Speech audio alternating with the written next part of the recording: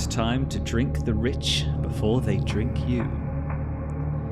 We are playing Brinkwood, the Brigands vs. Vampire role-playing game based on Blades in the Dark. But it's cooler because you're fighting vampires who happen to be the rich people oppressing you. We open on a winding woodland path somewhere in the north of Cardenfell. It is the dead of night as a carriage races across the muddy road, the hoofbeats of a brace of horses kicking brackish mud into the trees.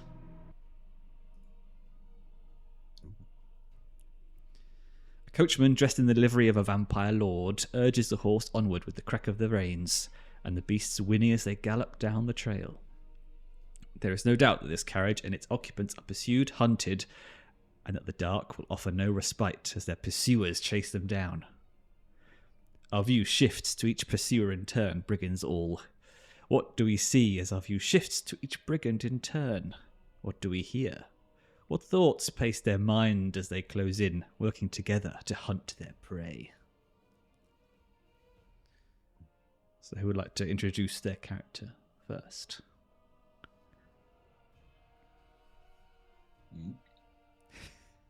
All right, fine.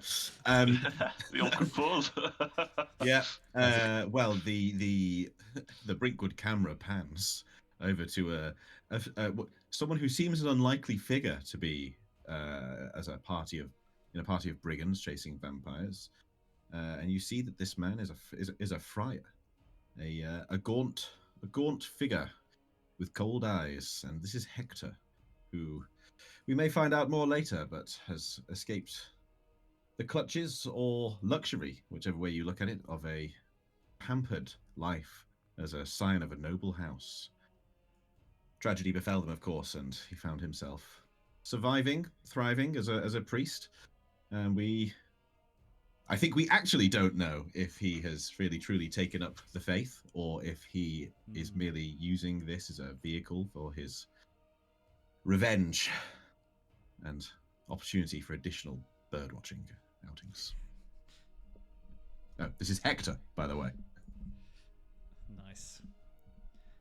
Nice. And we should also probably when we introduce all the characters, we can decide how you are pursuing. Like, are you on horseback as well, or is this the mud so thick that the carriage is moving so slowly and you're kind of coming in from the trees? But we can discuss that. But who would like to introduce themselves next? I didn't hear Harley Davidson as an option. You're in the Pope-mobile, right? Yeah. Yeah. Cannon. Mad Max style. Right. Leopold or Kivi? Yeah, go on then. So,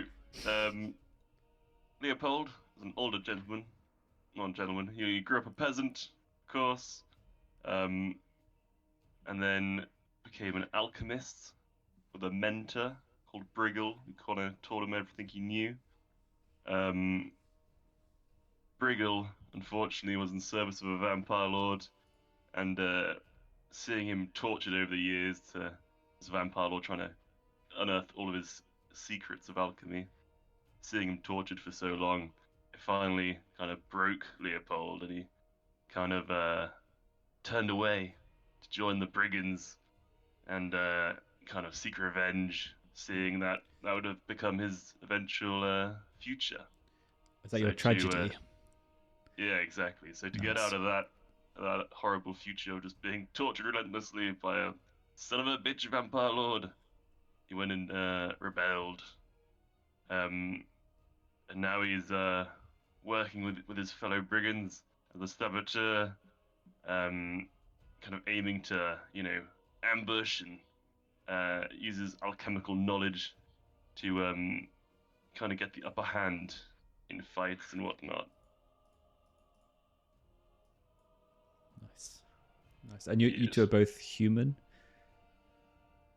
Yes. Fair folk. Salt folk. Sorry. Salt folk, sorry. Common, but not common. I'm a fair folk. I'm tall and I'm gaunt. Nice. Yes.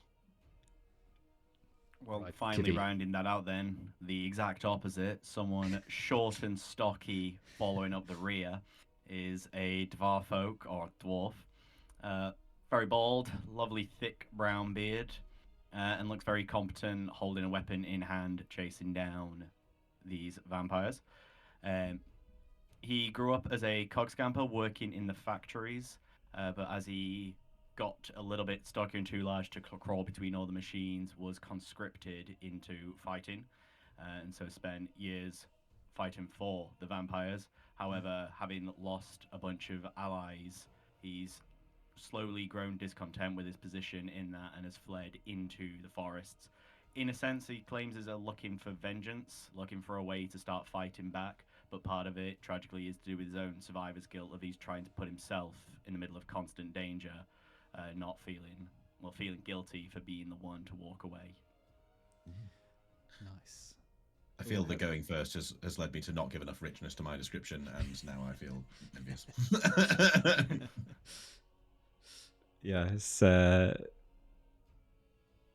may be a opportunity as well to maybe your that backstory can connect to what we do today. Maybe we can, because there is a vampire coming up, so maybe that can be your old lord, which could be cool. I think while you have opportunities to possibly work things in, not a request, Yeah. but information for you. Hector in his noble family, and as you may know from reading the short introductory material, blood sterling being the delicious beverage that gives you vampire powers and is enjoyed by the noble and wealthy and vampires. Well, their family obviously supped regularly of the blood sterling, but perhaps the need for blood sterling grew a little strong, and maybe someone was caught trying to steal it from their lord, and maybe that led to their entire family being murdered. Tragedy. Anyway, there's a possible kind of connection in there of a lord responsible for the destruction of House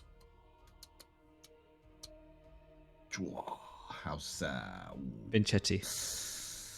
No, not going Vincetti. It's going to be oh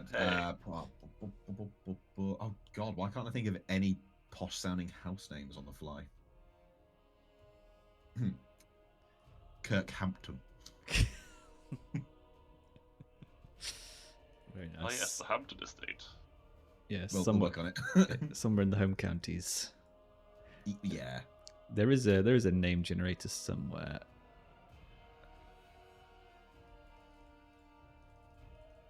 But can I find it? Not critical, though.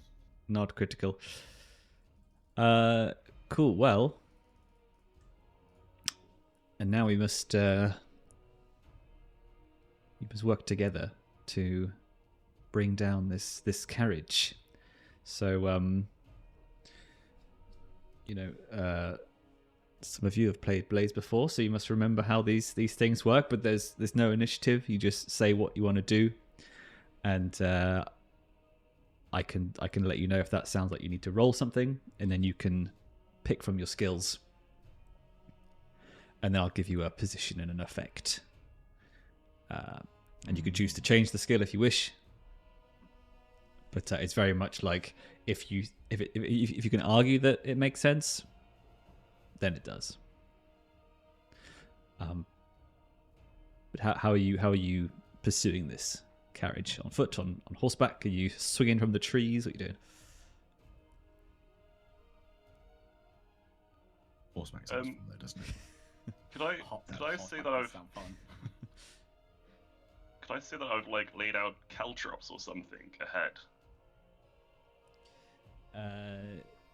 You can, but do caltrops work against wood and horse hoofs? Or is that just or tires? Some wire tied from tree to tree. I think you need to use this equipment. You need to use the equipment that you've got. Blimey. Well, Hector is following the more rugged members of the party, knowing that his duty was already done in organising this whole trap. He does draw a pistol from inside of his robes, but he hopes not to have to use it. Here you describe the more rugged. Are the wheels of the carriage wooden? Yes. maybe with like a metal sort of support or like rim. Could Kivi be riding up along on a horseback, drawing a long sword, and then try and like thrust it into the side, sacrificing the sword in the process probably, but through one of the wheels to kind of snap it and hopefully flip the carriage? I think so. What skill would you like to use for that? Skirmish? Yeah.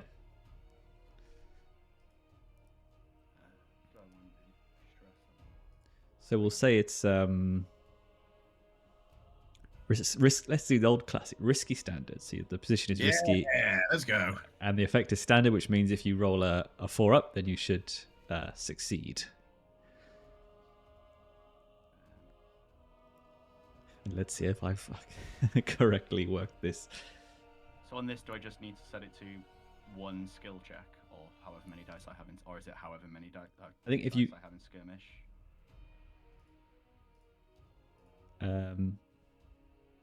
So on actions, select skirmish, and then it says skill check push unlearn SK. I think if you just press skill check and see what happens.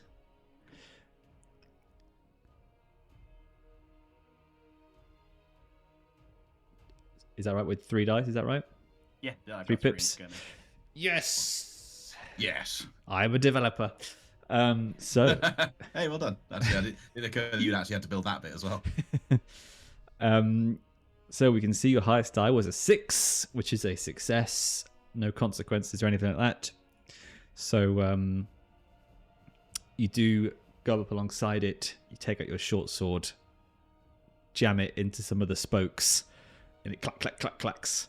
And then it hits into the mud, and then it bends the wheel, and the wagon sort of swerves around. I'm gonna say not flipping over, but it is like gone like 90 degrees perpendicular to the road. Mud splashing everywhere, horses like whinnying. What are the other two doing?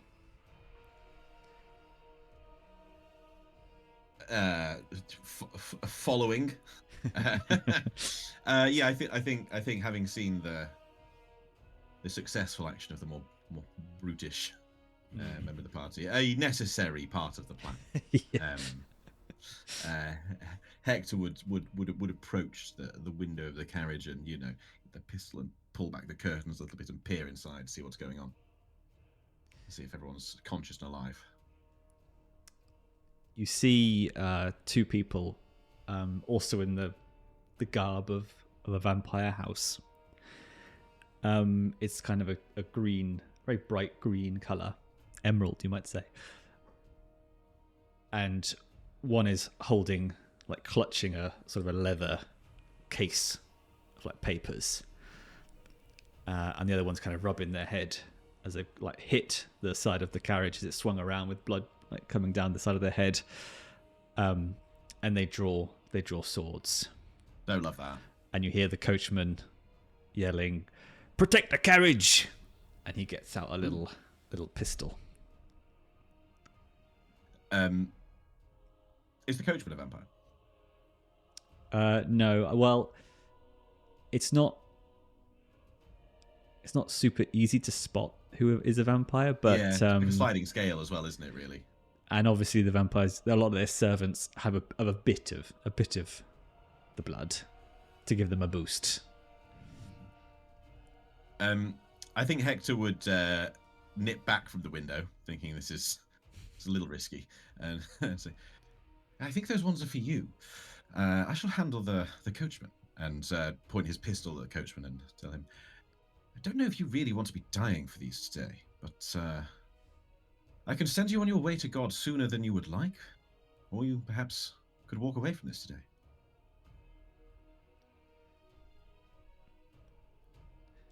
I think he brandishes his pistol, taking cover behind the seat.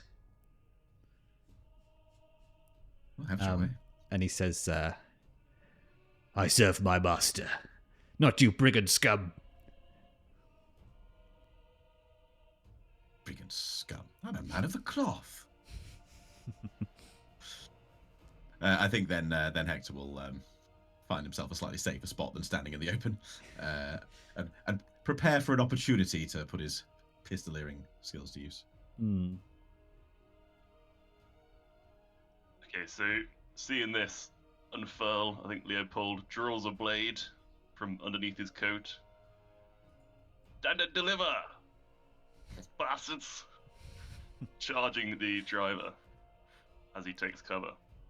Fair. Sounds like a roll is needed. Possibly. So you click skirmish on the left-hand side, and then how do you choose a risk and effect? You don't. It's not got that functionality yet. Ooh. You have 1 pip in skirmish? Yes. Okay. So, success with a consequence. So you charge around the carriage, brandishing Yes. your... What blade is it? Short sword or... So yeah, like a short sword, Nice. like a cutlass. Yeah. Catching him totally off guard because he's trying to keep an eye on this priest. And you come around, and then what do you do? Are you aiming to just run him through, or... Yeah, fucking have him. Bleed him. All right, so you do manage to short sword straight into the gut of the driver. Excellent. But there is a consequence.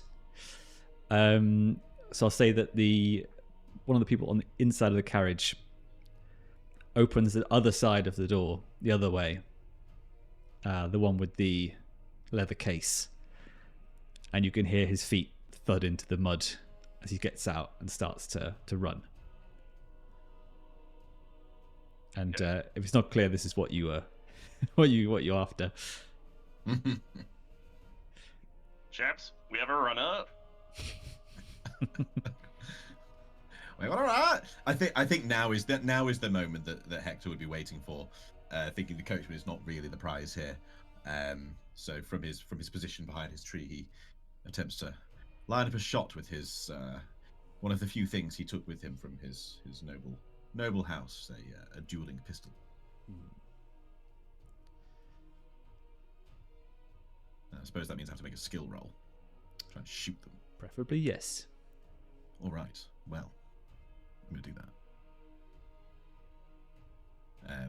I think as he takes aim, perhaps more out of habit now of this becoming this friar, and I think he doesn't truly know whether he is or is not the faithful, but the habit is that he is always uttering a little benediction as he takes aim and prays for vengeance. And that's going to be, I suppose it's going to be finesse, right? We do finesse for this. Finesse. Let's have Maybe. a look. Or hunt. Yeah, because finesse is sleight of hand and stuff. I thought we. Oh well. Okay, we could do hunt. That's fine. Sounds real fine. That's fine. think Probably I redistribute my skills slightly based on reading the things again, probably quickly. You can, as we know, you can use whatever skill you want, but it will affect the effect basically. Well, let's tell you what. Hang on, let me just read one of my skills again. If you can tell me how finesse would be used to fire a pistol. Well, I'm not gonna make that argument on the basis that I've misremembered the skills. I'm not gonna go. Actually, it's a very fine hair trigger and it requires such close control. What I'm gonna do is quickly just check the skills that I intended to have, and if I don't think I would have had a hunt. I don't think that fits. If you give me just a moment. You could, before you do it, you could do like a flourish, swing it round your finger. Yeah, that should help. That should help with the shot, right? Yep. Where's the 100%. bloody skills section? I feel like I'll hold up this moment, but I feel like if there's one time to say, actually, let me just twiddle what I did on my character sheet, this is probably the one, rather than being like, oh, Actually, I'll put some points in that just to use the skill. You trick shot, shoot the tree above, and the large branch falls down. that's Hell fitness, yeah. right? Yes, hunt Oh, is yeah. quite clear. You might attack with precision, shooting someone from a distance. That does make sense. I think depending on how far he is, the skirmish could apply as well, right? Yeah, I didn't want to take skirmish for Hector though. It's not his vibe. Also, I think I had so many points in skirmish throughout Blades that Ollie would probably have a fit if I was like, yeah, I've got 3 skirmish again. I'm a priest, but I'm a fighty one. I found a way to get it to 4 Priest. with great effect. Look, I worked for like a year to get to that. Right. I'm just for this moment. I'm just going to assume that I have that 1 point in hunt instead. Yep, that's fine. And I'll see what makes sense. So we'll roll a hunt. Yeah. Why does it say I've got 3 in hunt? Stand by. The skills tab says I have 3 in hunt as well Okay, for that's some fine. weird reason. Right. I'll just click skill check and go for it then. Oh, that I might be didn't think about pushing a relic from the when I was testing it. So feel free to Didn't just. seem to roll anything. Oh, but you know what I'm going to do is I'm going to push myself though. Let's push. Let's roll skill check and tick push and see what happens. Oof. It's an important shot. Can't let them get away. So you Remind should, ourselves that pushing ourselves is a thing. do you know have you found the stress tracker? It should be where like the HP is from Dragonbane. Oh yes, yes it is. Yeah. What's my max stress? 6. Great. Cool. Yes, yes. All right, let's try this again. Push. Skill check push. That's too many. That's not right. A lot of Wow. dice. Here's what I'm going to do: is I'm going to roll 2d6 and figure it out later. Oh, can I actually? Is it actually just a dice roll? Ooh. Do you want to just take the first 2 then? Take the first 2. Yeah, that works. Yeah. That's our standard. All right. So it's 2 stress for pushing. I'll put it on my tracker. And what do I you? know So, you're watching the trackers. what do you? Yeah, describe to me what you do here. Whatever you were planning to do is a success. So. He's as he utters, you know, by the grace of God, guide this shot and bring vengeance upon my enemies.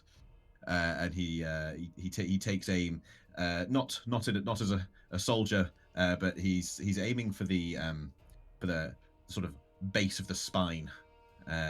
He may not. I don't know why. He just is. I think it's just a sort of like, you're definitely going to hit him. And if paralyze him for life. Well, Merciful. Yeah. well, I it's mercy. Yeah. Well, there's a certain amount God's of mercy vengeance. granted by they can live long enough to perhaps provide more information. So he's not shooting to kill. He's shooting to disable. Somewhere in the lower area. Okay. Yes. Yeah, I don't think he's got the The right precision posture. to say yes. I'm firing my traditional spine shot. Works every time. But that's the goal. He assumes if he hits in that area, they'll stop. Whereas if he Yes. ends up clipping an arm or something, they might get away. Cool. Yeah, so he shoots with a puff of black powder and hits somewhere in that lower back, and we assume the fleeing vampire goes down. Yes, down into the mud face first. Splat. Yeah, possibly paralyzed. Yeah, they ain't running now. Don't think they'll be taking any marathons after we're done with them anyway. I assume. So there's one guy left who's still in the carriage.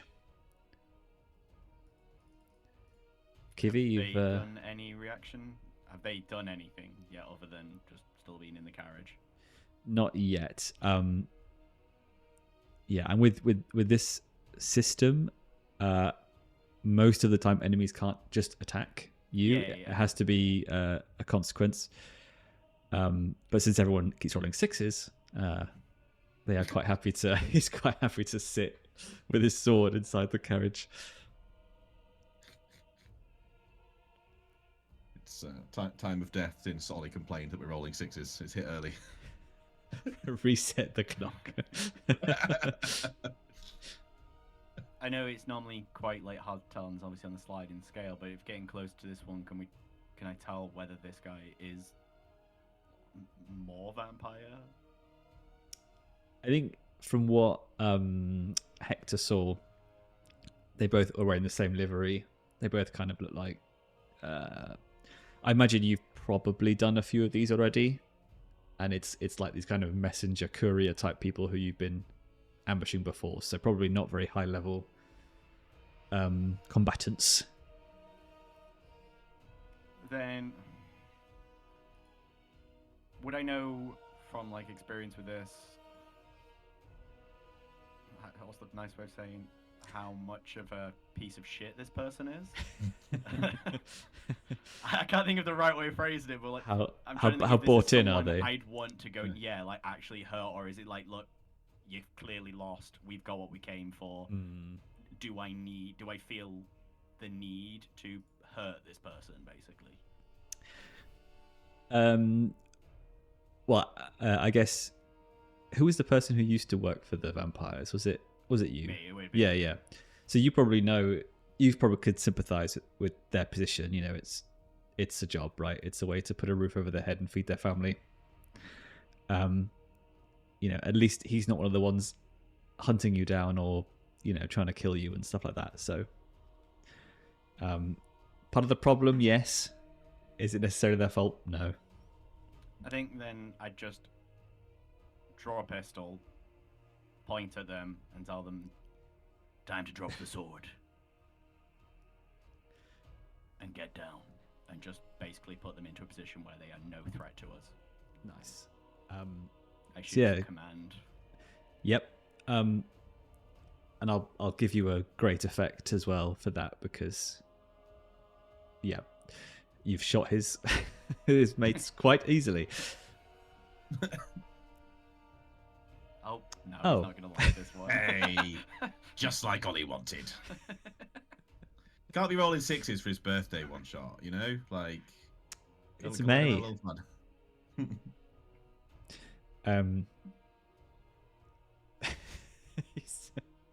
I feel like you're bringing it up more than I am. I feel like you got the butt hurt more than me. I have fond memories. We'll have an engagement roll at some point today, and that'll be That's the one. that's the time to roll a 6. Especially because Mikey's not here.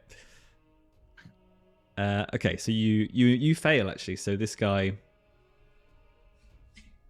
does find a spark of courage. Maybe he thinks of what the vampires will do to him or his family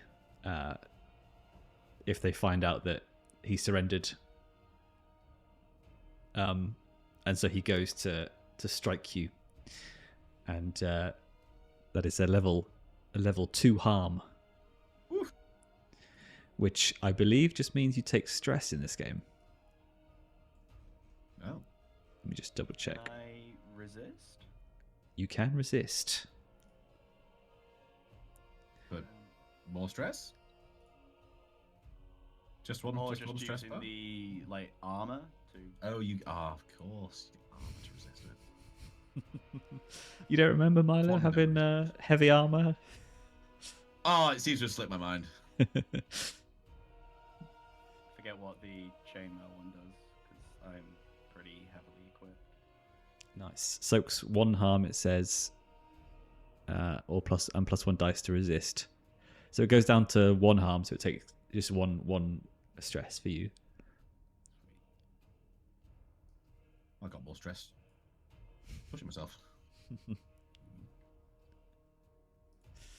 Nice. So yeah, what do you do? So you're he sort of stabs you through the doorway of the carriage. Panic in his eyes. What's everyone else doing? I think I turn my blade to him, try and stab back. Okay. On guard. Stab back in the back. Skirmish roll. Another 5. Are you aiming to kill here? Yes. Okay. So you stab this one as well. And And I think the consequence you'll take a level 1 harm as well, as you have a little bit of a scrappy skirmish in the wagon, and he manages to nip you. So, Ouchies. so just take 1 stress for that. Where do you put that down? Do you have to add a tracker? No, it should be a bar next to your picture in the middle. Okay, I see. Yeah. Gotcha. Gain. There you go. Nice. Lovely stuff. Yeah, so they're all down. There's the one in the mud who was trying to run. Hector, have you gone after that one? Yes, he's approached warily. Okay. I think as he approaches, he says, please, I implore you not to take this any further than it must. Your fellows, I believe, are dead already, and though I do apologize for the harm done to you, you needn't die this day as well. Where's the package? He rolls over, kind of sort of shouting in pain and clutching his back. Not the spine, missing spine. Missing As I said it, it was like, it just sounded way too nasty and gnarly. It's like, no, just, around there. Oh, yeah, absolutely. He always goes for the spine, the priest. What? They call me Spine Crusher. He rolls over, and you can see underneath him is this leather folio. And he's not even he's hardly even listening to you. He's just looking up with the rain coming onto his face. Perhaps he's finally found peace. Yeah, I think Hector will scoop up the pouch and scurry away, knowing that although he's left this man alive, he's probably not living much longer. Probably not without assistance, no. Yes, well, that would be a bit too far, wouldn't it? Oh. We lost you, Lawrie. Yeah, I think my internet's fine. It's just I've lost alchemy. Try rejoin. What's in the pouch? What's in the pouch? So, you return to your fellows. You undo the kind of the leather strap on this case, and maybe you kind of huddle near the carriage to get out of the rain, because inside are sheafs of parchment. And as you go through them, maybe Leopold, you are the one who can make sense of these the most as an alchemist, but they all detail alchemic formulas and notes on the properties of blood sterling. But even for you, it is you can tell this is very high grade, cutting edge alchemic stuff. You need lots of proper equipment and loads of resources. So it's not like something you can go and it's not like an ingredient, so you can go and make blood sterling in the forest. But this is definitely something useful that you can use in a future way to kind of hurt the vampires and help your allies. Definitely. Not sure how, but I imagine so. So you go back to gather your horses to return to your refuge in the forest. Would you say this is kind of the usual sort of missions that you guys run as a group together, or are you normally the ones trusted to hunt down special items of interest, or what do you suppose your common kind of forays are?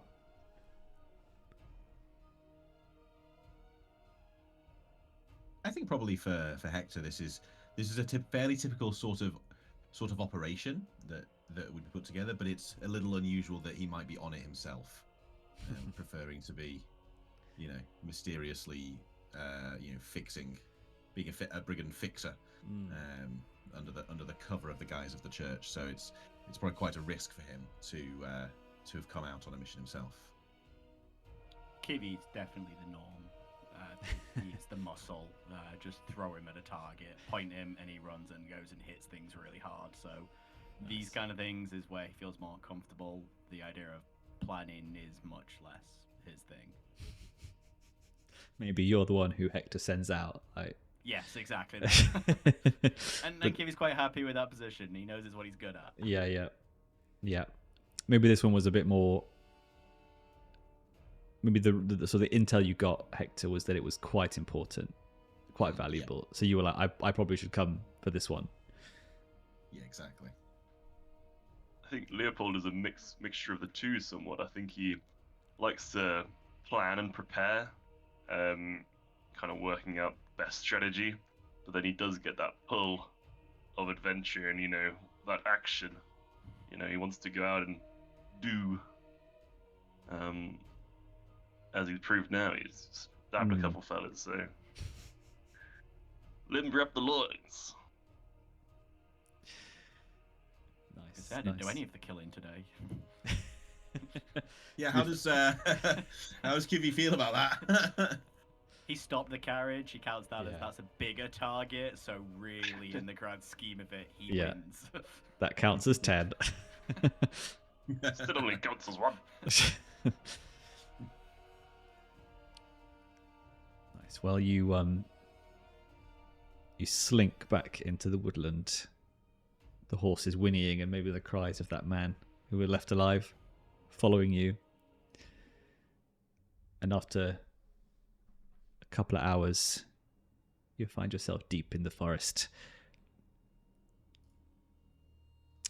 Vines are cool.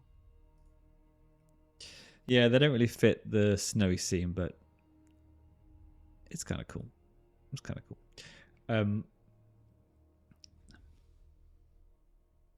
So first, before we get to your refuge, you need to decide who your allies are.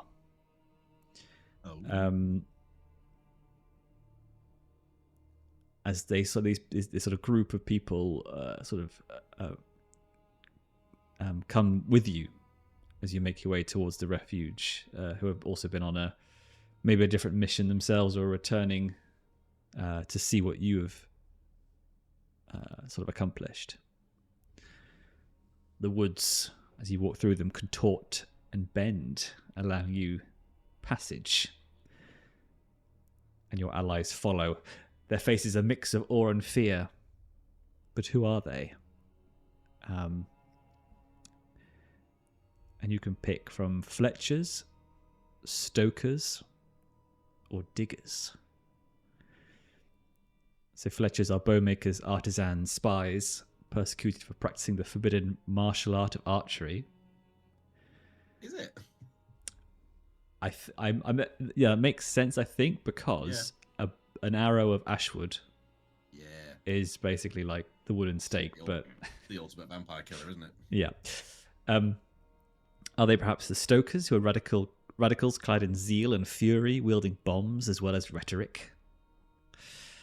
Or are they the humble diggers, farmers, agriculturalists, and peasants who have learned to reclaim and reinvigorate land thought all but lost? Peasants. Personally, I like the two genders, bombs and rhetoric. I'm for the Stokes as well, but that's because I want to blow things up. I'll easily go with that, being an alchemist. Yeah, exactly. Hector's for the Stokers because I think he, although he may have escaped his life just to hide as a priest, having spent all his time among the common man, not drinking all the blood sterling, he has quite a desire to win the revolution through riotous uprising, and they feel like the ones to stoke. Stoke the Stokers. Right, but that's it. Who stokes the Stokers? You know what I mean? Like you. Someone's got to. Yeah. Right. Brother Ash, which is his fixer alias. Oh, cool. So, with a touch from a brigand's palm, the trees of the Brinkwood part, revealing their refuge home. Shifted to be a bit larger to accommodate their allies, everything is still where you left it. What small patch of the refuge have you staked as your own? What comforts have you brought with you to remind you what you fight for?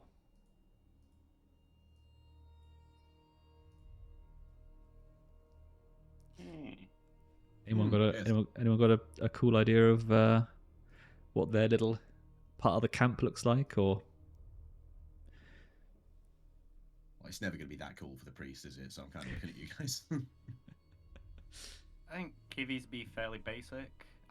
Be well stocked though. Like he'd have his own like grinding wheel and everything for keeping his blades sharp and ready. But also, given he does like to spend his little time carving little stones, just like little things. They're very crude, very ugly, but they give him sense of purpose. So whilst to the average person the space looks very chaotic and lots of junk lying around, that the space is not big enough for all the shit that he's got lying around. To Kivi, it's organized chaos, and everything's in its own little place. Yeah, nice. I guess we got like wagons. Maybe is it a camp that moves? I think. No, it's kind of hidden by the magic of the Brinkwood, so it doesn't need to move. Then I've got like a wagon without wheels, just in the corner somewhere. Nice. With a bit of like on bricks tent lining over the top. Yeah. And I've got a makeshift alchemical station in the back of the wagon. And then outside in the tent, like a bedroll. And then next to it a little table and like a little cooking station with various seasonings. Because I just love... Leopold loves good food, honestly. Very homely. And nothing... he just loves a nice spice. A nice spice. Nice spice. It sounds... Blood spice. I think both of those sound nicer and more homely than Hector's little work desk or whatever he's got in the camp. It's all very ordered, and there's some documents, and the two things that really seem to give it some personality are a little book and a small pair of binoculars, noting down the birds that he's seen. Although actually, I think what I like to think now, as I just talk about it, is that is one of the ways in which he codes his information in his Twitcher's book about targets and prizes to be won, actually encoded within his bird watching manual. And next to that, a small file of blood sterling, reminding him both of how he got to the ruination of where he is and what he's just learned to fight for now. The temptation always there. Nice. I imagine binoculars are a bit too advanced for this setting, but or something like that. Maybe some sort of. We've got guns. Toilet roll. Look, if you got guns, you got binoculars, or a spyglass. Spyglass, yeah. So 2 spyglasses taped together. Binoculars. Boom. Makes sense to me. Yeah. Nice. It's more believable than Mikey's wheelchair from Blades. Right. He had a turbo wheelchair with gladiator spikes. I would like a spike. And LEDs. A flashbang wheelchair. Don't make me retcon all my skills and put them all into Tinker just so that I can have this. Didn't have like the Tesla coil as well come out of that, could kill ghosts or something. Yeah. Was that on the ship? Just bit of Something everything. like that. It's hard to keep track. It was a marvel of its time. Yeah. Magnum opus. So, as your allies, worn from their journey, settle into the refuge and begin setting up tents and other makeshift shelters, a whisper from the woods catches your attention. Your Fae Patron wishes to have a word with you in the sacred grove just beyond your refuge. You bid a temporary farewell to your allies, promising to return quickly before walking to a stand of trees that bend to allow you access to your patron's grove. Your patron's grove reflects their court, no matter the current season. But which court does your patron belong to? So you can pick spring, summer, or winter. Would you want me to describe each? 100% yes. So are they of spring, the court of roses? They are of rebirth and renewal, who take their inspiration from the colonial uprisings, who have pushed back the long tendrils of the Crimson Crown's influence, who value allies and accord more than all others. Are they of summer, the court of flames? They of fire and fury, who instill their brigands with a love of more direct and sudden bursts of action. Or are they of winter, the court of frost? They of slow, inevitable victory. They who do not plot, do not scheme, but simply creep into opportunity as it presents itself, and take what they can to speed the inevitable winter that creeps towards your vampiric menace. So you've kind of got yay friends, fire and fury, or YOLO bitches. I mean, given we've got the Stokers as allies, I'd say fire and fury. Does feel fire and fury, doesn't it? I think I've got to say also fire and fury and the Stokers feel like one-shot material. Yeah.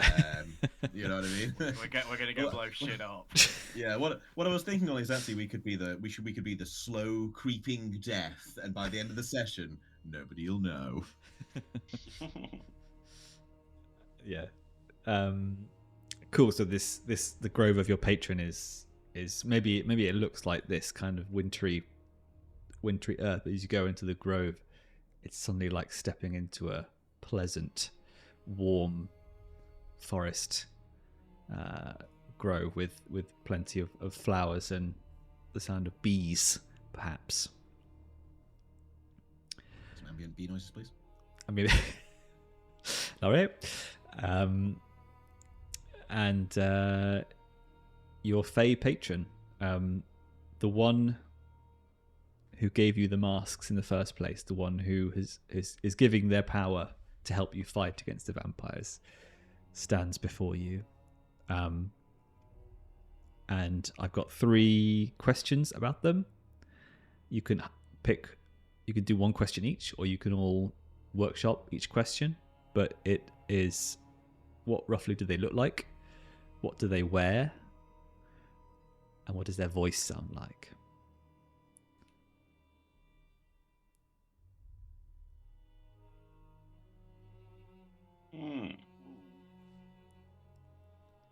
Indeed, what does a Fae look like? I mean, it's woodland. Think, like Feywild. It's horns. It's druidic. It's plants. I mean, I am immediately drawn to inspiration from perhaps a character that we remember. A druidic figure that seems almost touched by flames. Perhaps has a sort of a charred aspect and bright red leaves. Oh yes, that's a good one. What does he wear though? A bikini. Who are you talking about? Charge you. Charge you. Oh. I feel like that's the vibe of a sort of the fire and flames. Yeah, sure.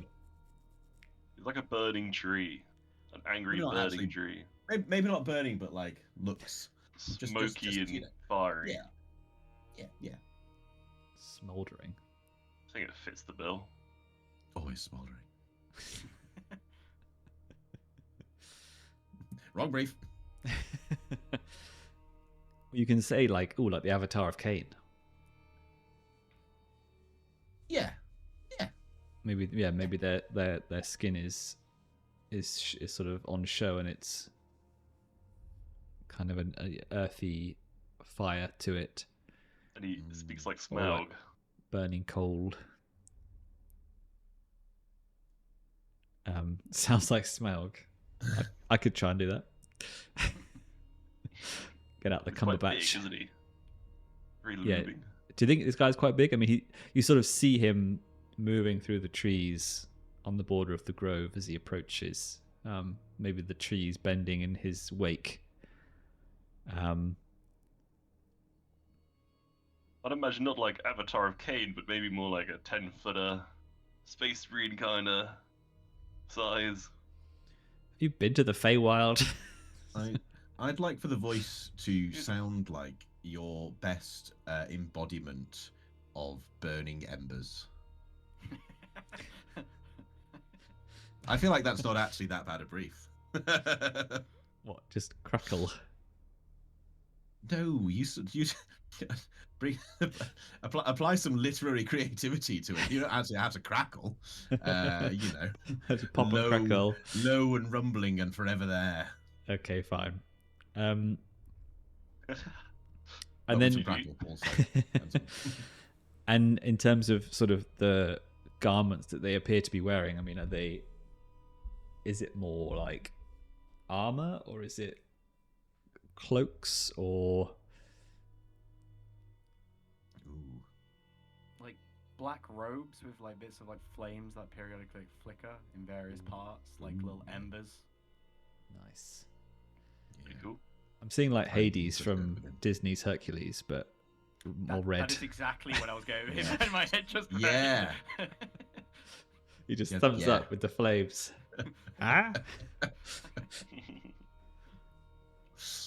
Unexpected Disney Can he Hades reference. Can he sound like James Woods? Give me wisecracking Fae Patron. All right. So I have a text box. So am I doing Burning Embers? Am I doing Smaug? Or am I doing James Woods? Or a combination of all three?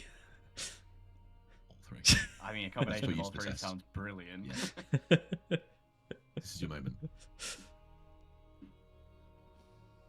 Damn, son. All right. Burning Embers. Coming up with a voice on the spot, that's quite impressive. It's quite. Wait till you hear the voice. Fair point. Fair. We're waiting in anticipation of the voice, and at 100% it's going to be like, Yeah. wow, I'm back again. You're Fae Lord. No, we can never escape him. I gave Josh an example of my Paddy main voice when we last met, and he was impressed. So It's very good. It was. And he's still alive. That character, he's still going. Fuck. He wasn't killed. We're not murder hobos sometimes. Right.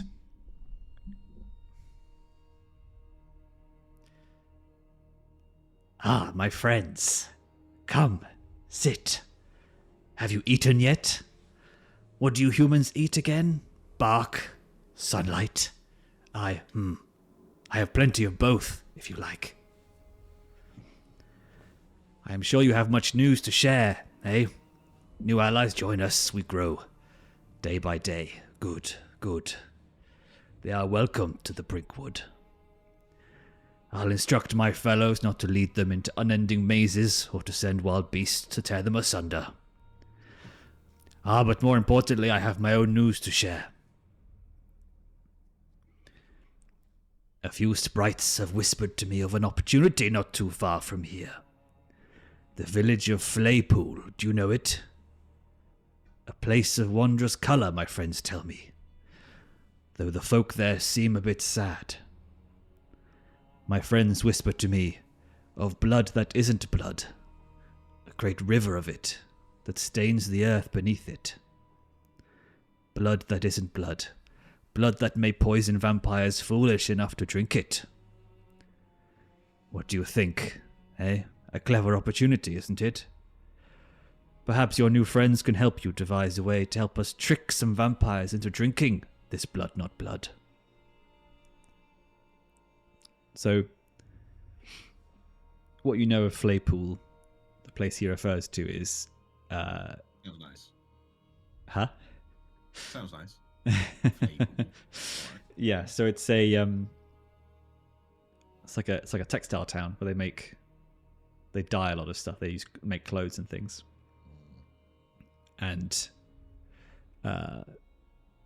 the waste goes into the river that runs through the town, which gives it a distinctive red color.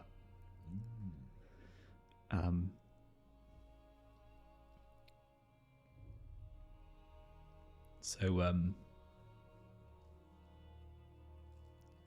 yes, he continues.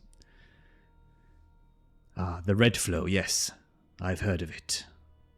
It's a foul river that runs from the dye pools of Flaypool.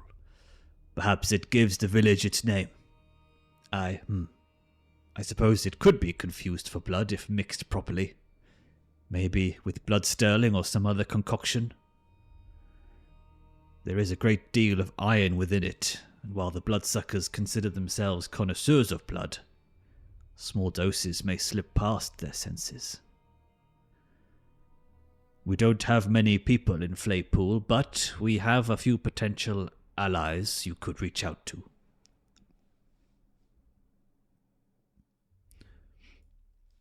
So,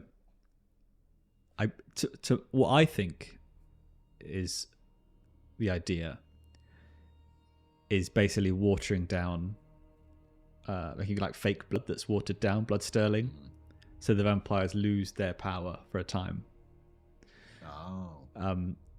So you kind of poison the well, as it were. And then for a time, vampires will be weaker, so therefore, rebellious stuff could happen.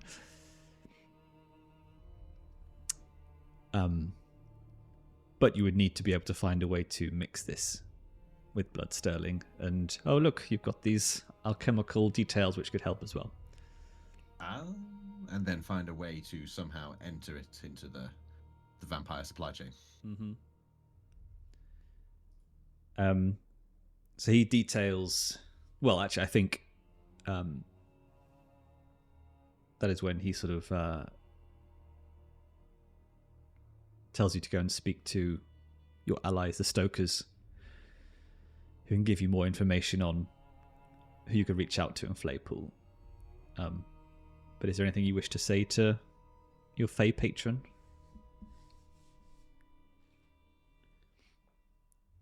Is he aware of what we learned? The notes we found? No, but you can tell him. I assume you do tell him. You don't have to roleplay that, but yeah. Yeah. What's his name, our patron? I don't know. There is a kind of a patron creator minigame that you would do for a longer campaign, which probably has some names in it.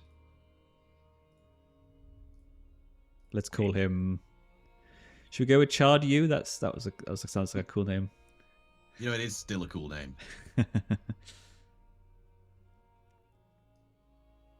going to be one of those staples of the campaign now. Perkins and Chard Yu in every campaign.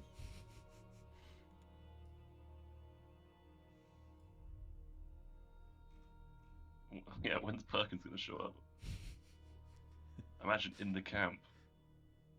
Oh, you spoiled it now. He's one of the Stokers, I bet. It's gonna turn out that the main vampire lord of the game is gonna be Perkins. To be fair, I've been watching the last series of What We Do in the Shadows, so it's probably better than any characters I could think of for vampires. In my head. I put Nandor into my vampire campaign, so no shame.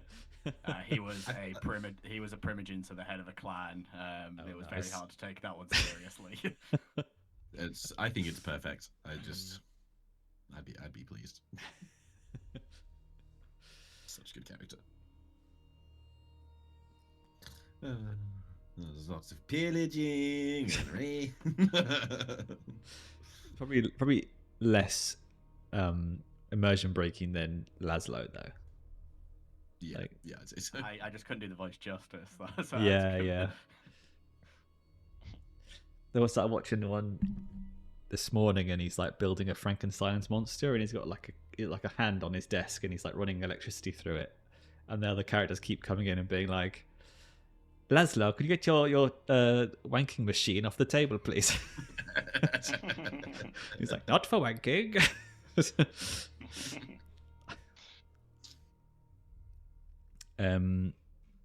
Cool. So we tell Shardy of the notes and the recipes we found. Yep.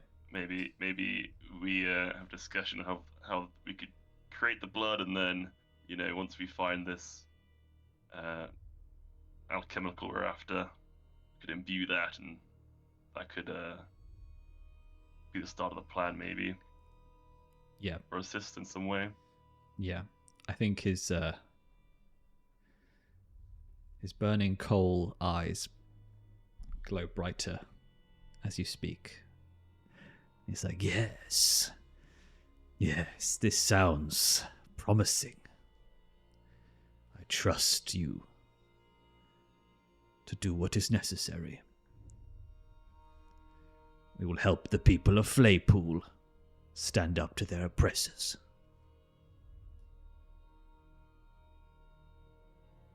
The people. I raise my sword. Nice. Kivi leave you to that one and just nod like, sure. I think both of the others do.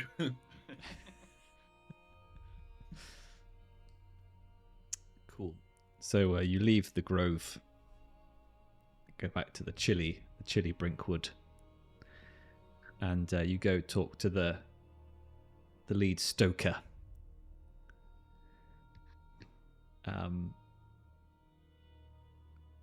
Mr. Archibald Perkins.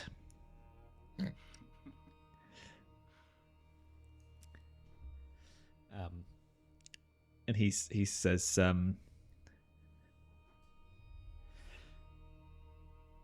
"Oh, hello, everybody.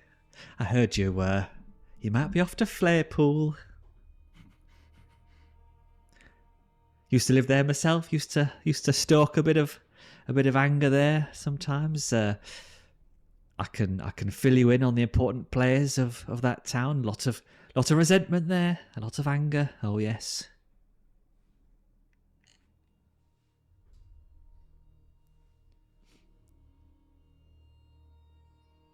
Go on.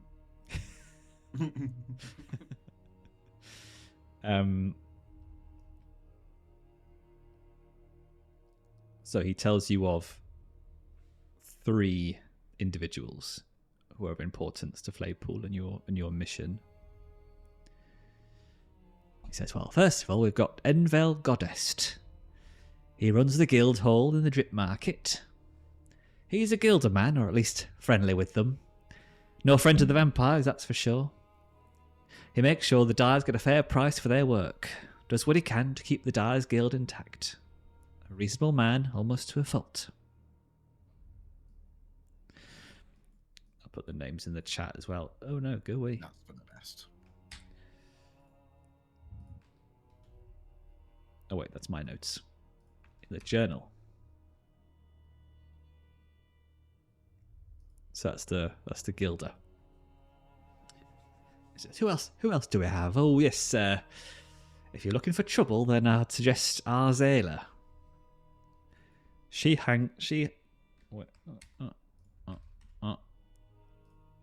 heads up the Azure Smugglers. They mostly keep to themselves in the old jail. Friendly with the Reavers they are.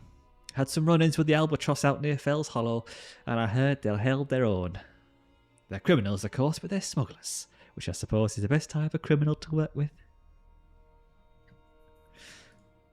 I really thought when you introduced the character that you were saying like, Zayla. That's what That's I thought. Zayla. I wrote the note down first. Just the name was just Zayla. Zayla. Yeah. Like, God, I got it was add just some me. letters. But Josh, you live in Yorkshire, so that's what I'm not surprised that's what you went to first. Yeah, sorry. I don't know. I've got no excuse.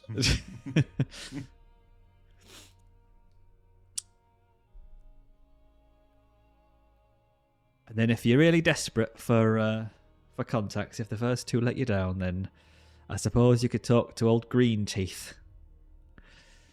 has a right score to settle with the vampire lord that rules Flaypool, if the rumours are true. She's keen on the poisoners, and has a hut out near the backdraft.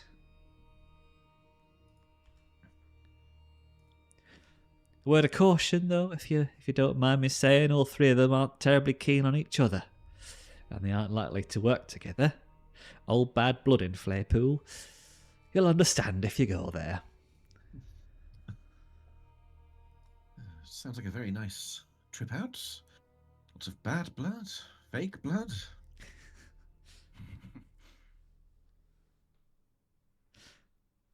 Oh, Just yes.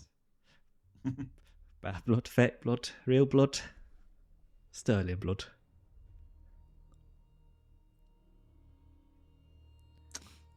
Do you have any questions about Flaypool or these individuals? Who is the vampire? Can I lord of can I have a very quick Ah. factual recap on the three of them? So we've got a I'll just say Josh's question. The Lord Sorry. is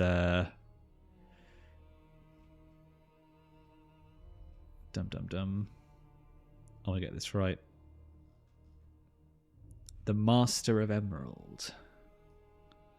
Are they renowned as like quite powerful, or So I think this might be someone who you would have known, would have been tangential to the one that you served. Okay. Not like a major player, or like a lesser vampire who's been given Flaypool as like a fiefdom to rule over and to make sure it's industrious and all the rest of it. Cool, thank you. And then Hector, you were asking about a rundown of the three, right? just a quick rundown to check in. Chicken. So you've got Envil Goddess runs the guild hall. Mhm. So he's kind of a sort of a union bloke through and through. You know, looks after his guild as best he can. Decent chap, it seems. Arzela is runs a smuggling gang. Seem to be quite able to hold their own, quite tough. And then Green Teeth is an individual, a poisoner who's got beef with the vampires. And so to recap, the plan is to go to Flaypool, make use of the Red River somehow to kind of poison blood sterling or something, and then get the vampires to take that and ingest it in some way, and in essence weaken them. Yeah, I think you're looking in particular for help or a method in order to do what you plan. By using the resources at Flaypool. And this Green Teeth, where did he obtain his moniker? I believe she is a she, actually, Green Teeth. Yeah. I don't rightly know where it came from, but I imagine she's got green teeth. One would think. Very on the nose kind of place then. Got it. Yeah. A simple village. Could be. Subtlety not really needed. Yeah.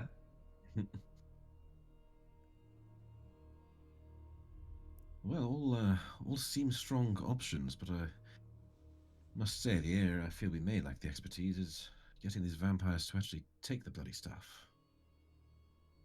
Perhaps the poisoner is the route. Or the Guilderman. If he's in charge of the pay, and we can poison the pay, less suspicious coming through him. I suppose that is quite a good point. One might suspect the poisoner of doing the poisoning.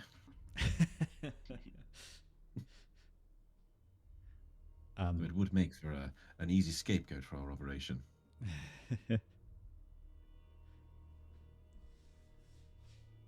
Or indeed the smuggler would be able to smuggle it into the normal. If only these 3 people would agree to work together.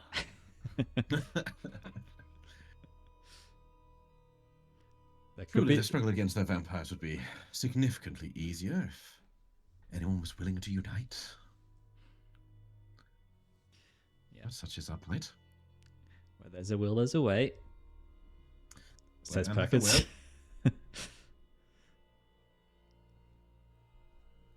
If we've got the alchemical recipes, though,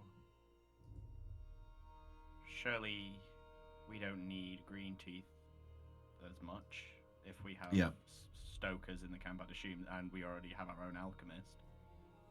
Surely through them we could probably just get around. So the main thing is getting the resources of the village and getting the vampires to take it. So either the smuggler or the gilder probably is slightly more useful for us, given we already have the other resource kind of covered.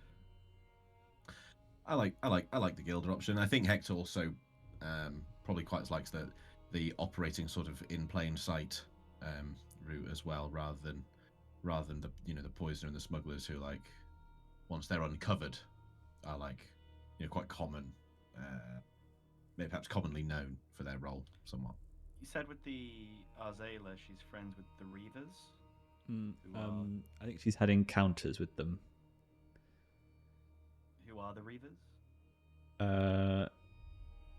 And the Reavers.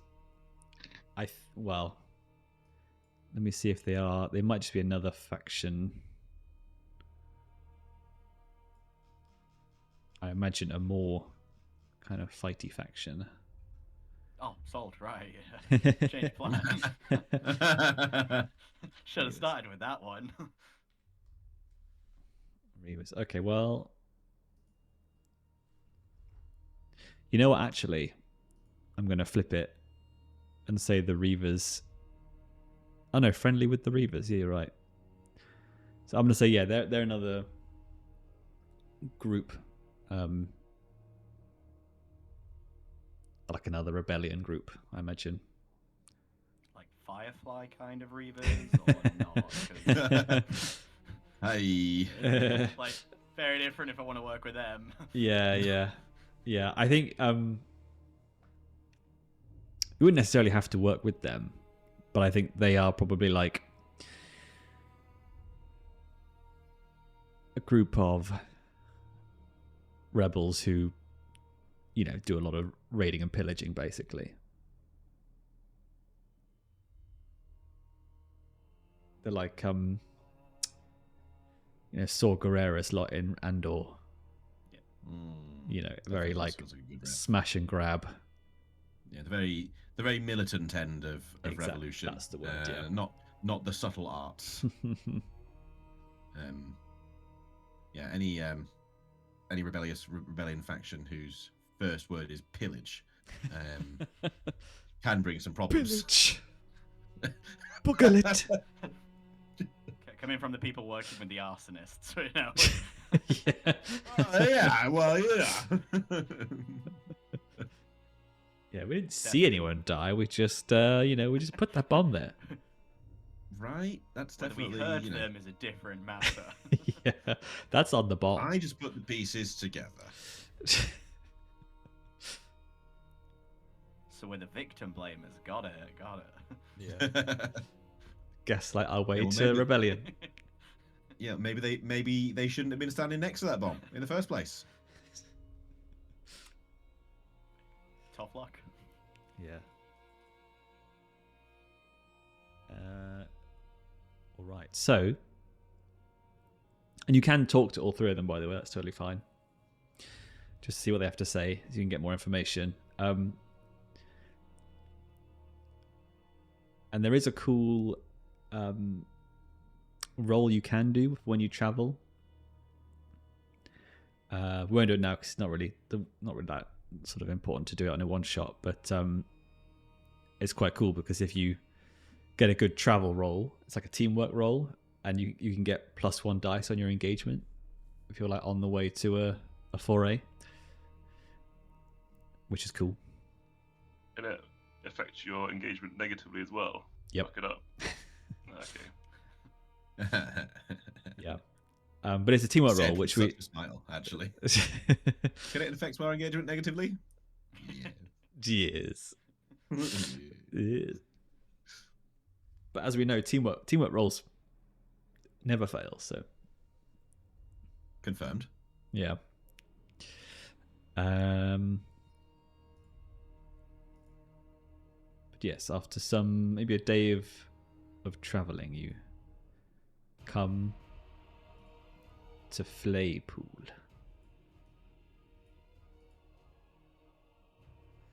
This isn't the Sorry, right. just one last question just before, just to decide like what kind of equipment I would have taken.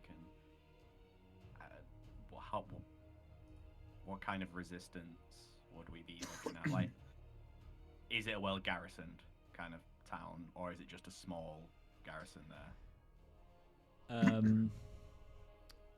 I think hardly any sort of enemy force, I would say. So I'd probably travel with like a normal load as opposed to going kitted out with several fucking rifles and everything. Got it. Yeah.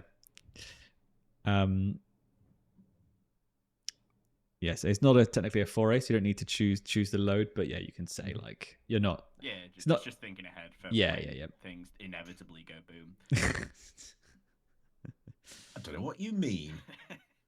It never goes that way. This is going to be a bloodless operation. Of course. In delivering blood. Hey, look, there's no real blood, so you know I can be good on that. So,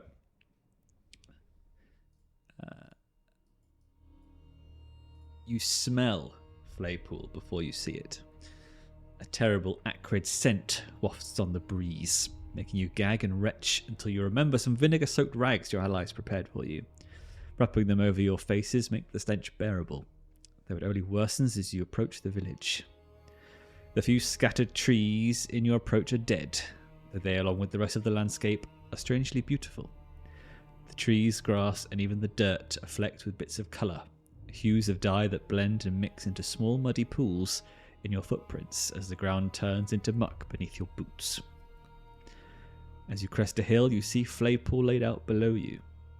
Bubbling vats of dye mark the village, sending plumes of smoke-coloured emerald green, shining crimson, and deep azure blue wafting into the air.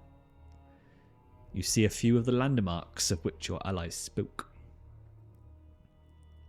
Of which are the drip market,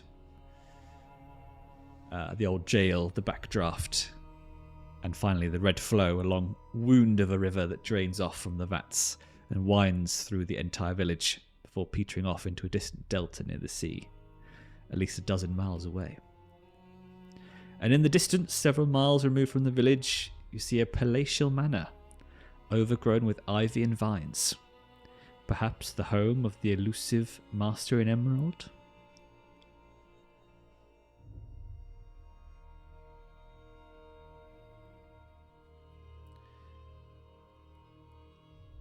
And you make your way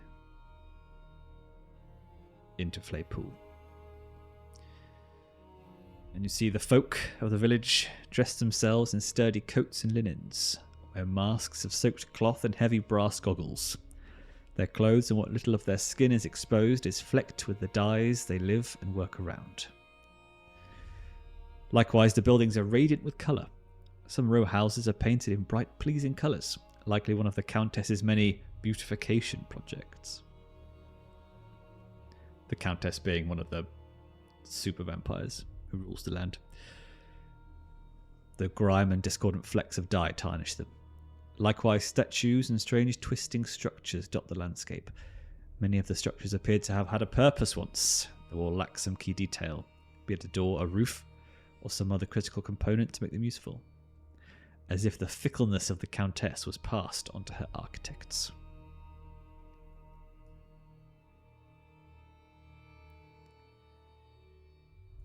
Seems like a nice place. Yeah, cool. It's a cool place.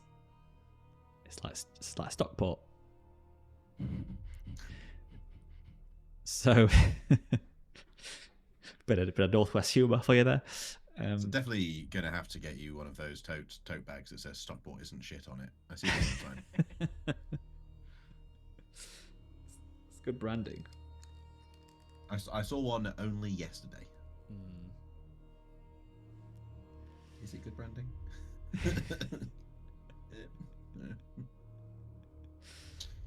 I feel like if you have to live in Stockport for financial purposes, you'd be so on board with drinking that Kool-Aid. Yes, I'm quite sure at some point it will happen to me too. Like, as someone who lived in Croydon, that's definitely the vibe that I get from Stockport as well. Right. Yeah. You have to vociferously start supporting it, don't you, to quell your own inner reservations about the choices you've made. Croydon's actually quite beautiful. It's actually quite nice architecture. I love how busy it is, actually. It's very homely. There is a Waitrose.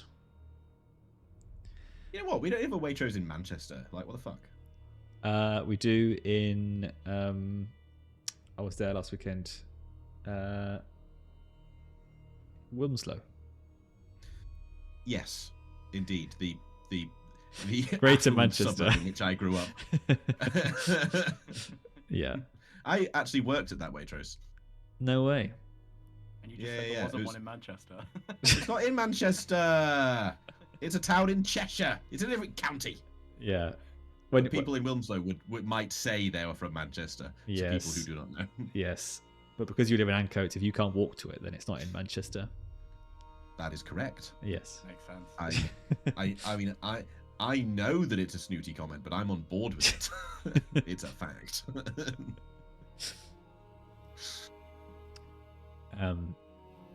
Nice. So who would you like to go and speak to first? I mean, you said Greenteeth was more on the outskirts of the place. So Yeah. probably her on the way into the town, like, logistically makes the most sense. Out near the Unless it's, like, backdraft. outskirts on the other side of town to where we came from, in which case logistically makes the least sense. We can say that it's you're coming from that side. The backdraft, along sloping edge of the village.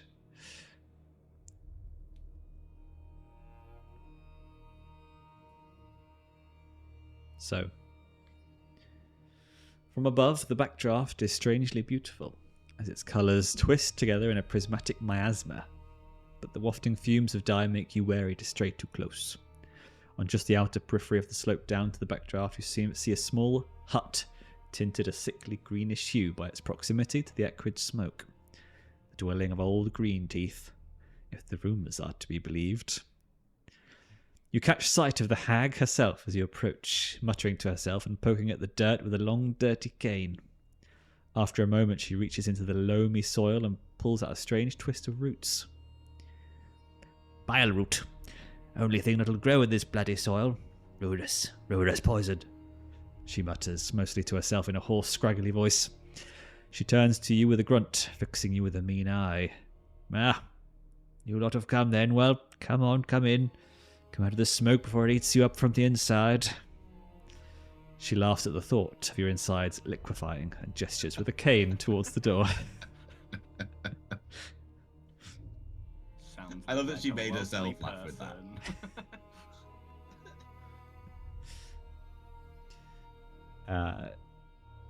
Inside is a rather homey, if sparse little room dotted with vials and bottles on rickety shelves and roots dangling from various fish hooks, along with other stranger things in jars.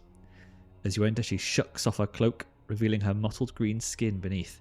Though you can see now she is no hag, but a coarse, tough-looking fair folk. You lot have come for poisons, I imagine. The only reason anyone comes here. Hope you brought coin.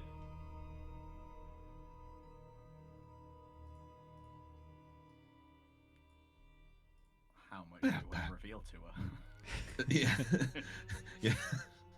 Yeah, also, do we have any coin? Good. Maybe just good for us to know. Well, she seems to know that you are coming. Yeah. And she's affiliated with the poisoners, so maybe, through Perkins, She knew you were coming.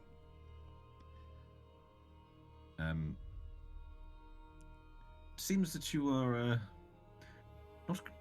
not quite the individual that the rumors and information of the rebellion paint you as, but certainly I see you are likely to be no less lethal to our shared enemies.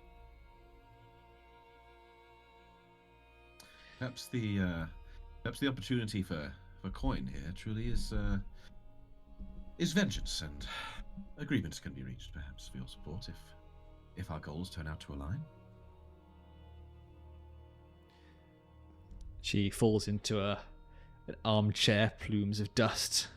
Green dust rises up. And she sort of looks around, kind of nonplussed. And she says, well, there's only two things I care about in this world. One is coin, and one is vampires' heads put upon spikes.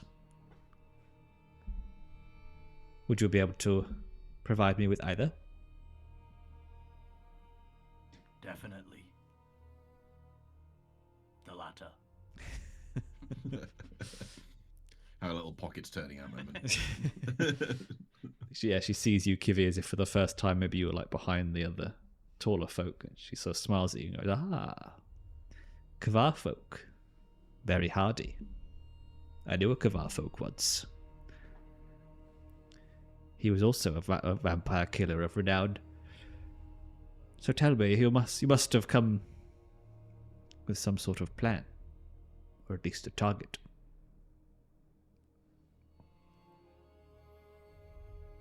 The Master of Emerald is a good first target. That he is. He is indeed. And what would you want in return?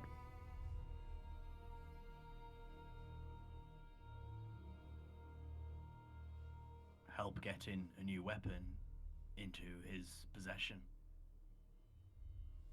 A weapon for us. Tool to take him down on.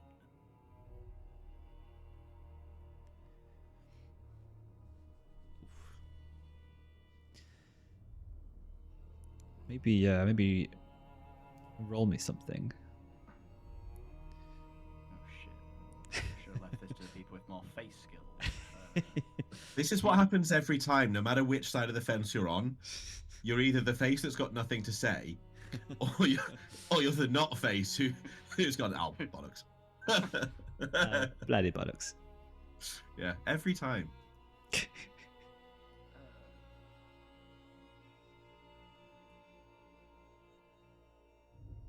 anyone assist? Yeah, we can. I feel like there's an opportunity for the assist mechanic here, right? Because I only have a dot in command, and that's it. And somehow I don't feel like that's the appropriate one here. Consort and sway, at 0 for me. I'm big on sway, but I think if I remember the assist mechanic it's +1 dice in exchange for stress. Is it still? Yes, if there's a convincing assistance. Yes, so I think you'll need to come at it with like a different supporting angle as well, and I think what I would say is that as she's obviously no friend of the vampire, she probably would be keen on your plan to poison the blood silver. So I guess, actually, yeah, good point. So in that case, if it's more trying to come up with a plan with her as to how to get that in, could I argue that I'm using survey for this? Because I'm more using logic to provide. Mechanically, Josh the player doesn't have that plan in mind. Kivi, the one with the actual skill, on the other hand, would be trying to give an actual kind of plan as to how to get that blood sterling into the wrong hands, I guess. All right, yeah, I agree. So roll me some survey. We'll do a controlled standard. So consequences will be less severe. Cool. At least I have a dot in that one. And you should your stress will be reset, by the way, if you haven't done already. Oh wait, no, that's not how it works. See, that's not how the game works. That's not how the Is it Force not? works. So do I 'Cause have my stress still? Actually, say no, because you probably would have done, because you do the downtime to heal stress. So let's just say you did that when you were in the camp. That's fine.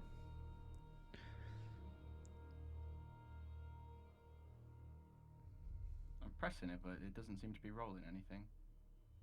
Oh, I know I'm doing wrong. Okay. That works. Fucker, again. It's another one. So because it was This is more Kivi's strengths in planning. Subtlety. Kivi's plan is just to throw the blood sterling straight over the walls and hope they hit the vampire in the face. Yeah. Some sort of ink throwing catapult is in order. I mean, so luckily the position is controlled, so that means the stakes are quite low, which means that failure doesn't necessarily mean complete failure. It means you can actually, there is an option to try again. But I think she says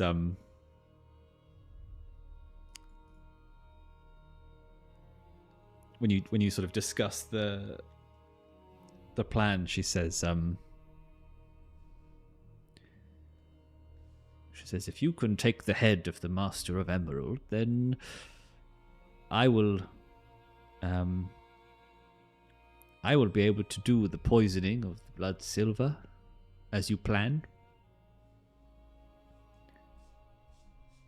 However, you may need someone else's help to get it into supply. Maybe those bloody awful smugglers around the place, maybe of use or something.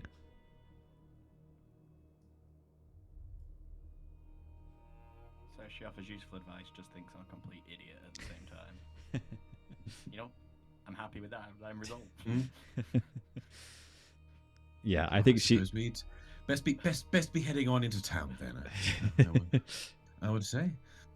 It's just an awful lot of green dust around here. It's getting all over my robes.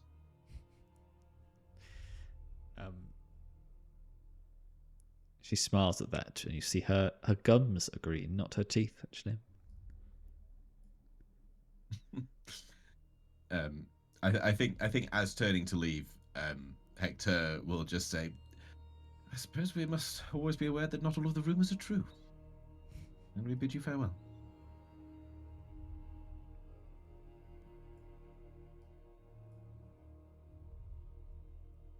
Yeah, Patting okay. himself down. She just shouts after you as you leave, "Bring me that head!" And you can hear her muttering about what ways to kind of create the poison. If only we told her we had a kind of way to create, potentially help with that. Some recipes. Oh, I thought you did kind of give her with your role. You were like, yeah. Either way, you've got her like help secured. Next time, I think I'll let you two do the talking. It's always the one that brandish the swords that are so hasty to rush into things, even when swords are not involved. Just something I've noticed. There aren't too many here. We could just run through the door and chop his head off anyway. It certainly is one approach. I've always thought that that's the best approach to a short-lived rebellion. Well, yes, because the rebellion will be over because they'll all be dead. Yeah, very short-lived. To the point. Indeed, just as you say. That is what I was thinking also. By the grace of God, I'm sure it will be. So it will be our plan B or possibly C. Just know I'm ready. Semper Fi. I like the extreme short-sightedness. It's quite cool because they have in Blade you have the heat with the wanted level that goes up. In this, it's called tyranny. So the more stuff you do, the more the vampires sort of bring down the heal on you and the area around you, so to speak, which is cool. Yeah, it sounds like a really fun way for every time you fuck up, for you to be like, so anyway, you did this thing, and then the vampires are like, oh, we're gonna burn that village, and you should feel real bad, real bad. Yeah, it's fine. They probably want to live in the forest anyway. It sounds horrible. Yeah. All right, who do you go to next? The guilders or the smugglers?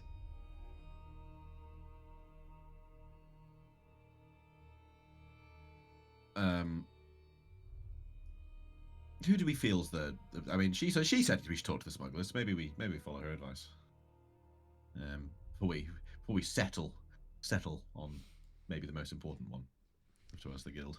Yeah, I imagine because she's a bit more of a criminal, she'd be more. If you had to pick, she'd pick fellow criminals rather than. Yeah, that's true. People on the straight and narrow. Would you go? Got the poison creation. We'll get the poison supply, and then we just need to get the poison. So you go to the old jail, which is literally a former prison that has become a raucous tavern since the Azure Cloaks took it over.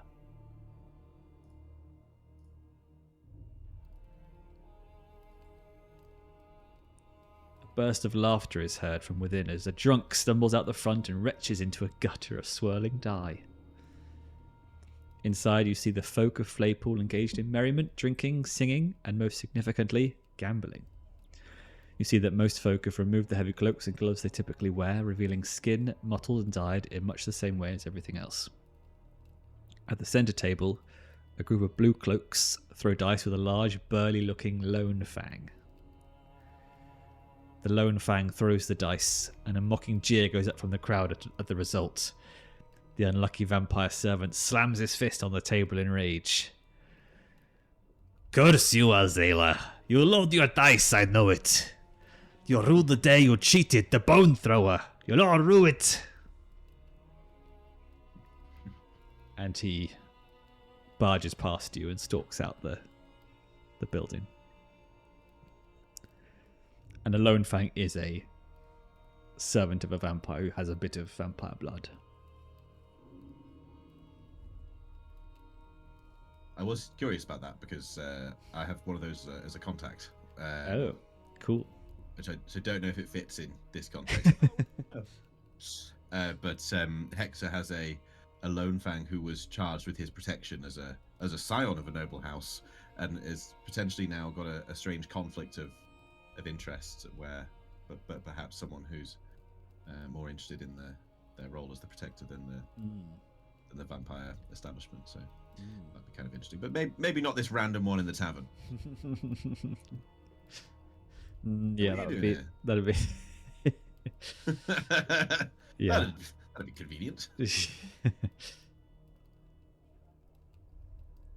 So you saw him like yelling at Azela, who's other side of the table, and sort of, has obviously won the winning hand or dice, and her fellows like pat her on the back and they kind of jeer at the lone fang as he stalks out, and then she kind of goes to collect her winnings.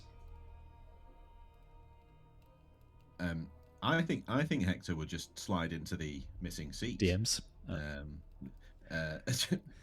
Maybe we haven't had any descriptions yet. You haven't told us who the hotties of the campaign are yet. That's true. It's an important part of deciding who we're going to ally with. The hag. Well, that checks out. But I think Hector kind of glides into the seat, knowing that this is probably an unusual setup of still wearing his priestly garb in this rough tavern, sitting down to gamble, and introduces himself and says, "You must be Azela. I was perhaps wondering if we could acquaint ourselves over a quick game. Maybe someone who you would like to know."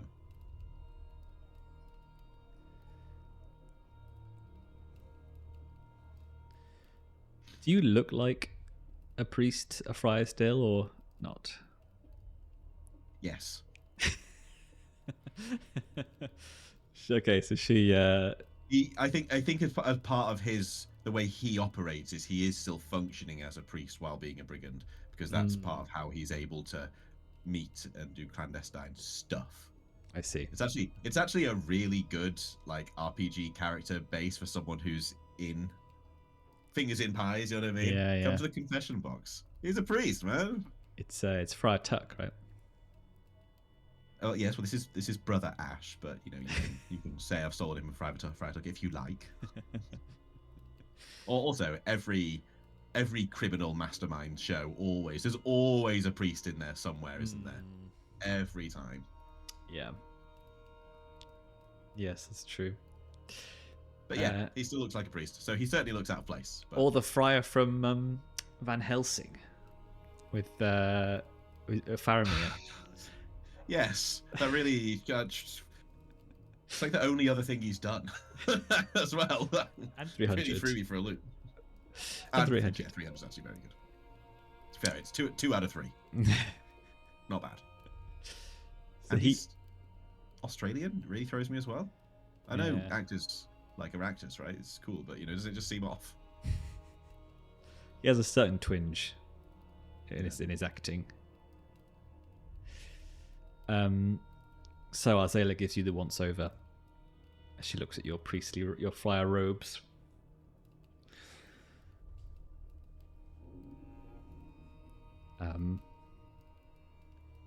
She's like, and why would I be so keen to know a brother of the cloth?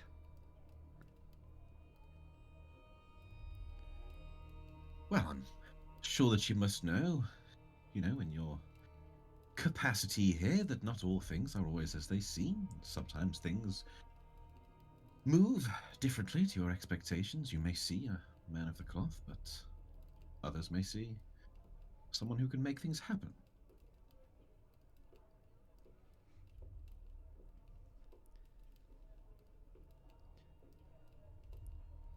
Oh, really? And what exactly are you trying to make happen? Wondering how open he should be in this setting.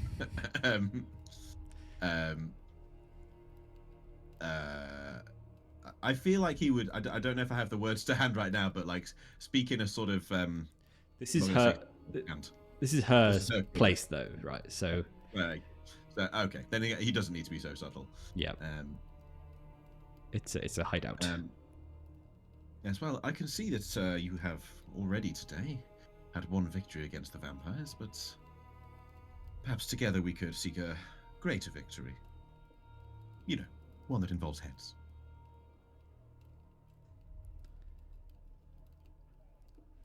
I'm listening.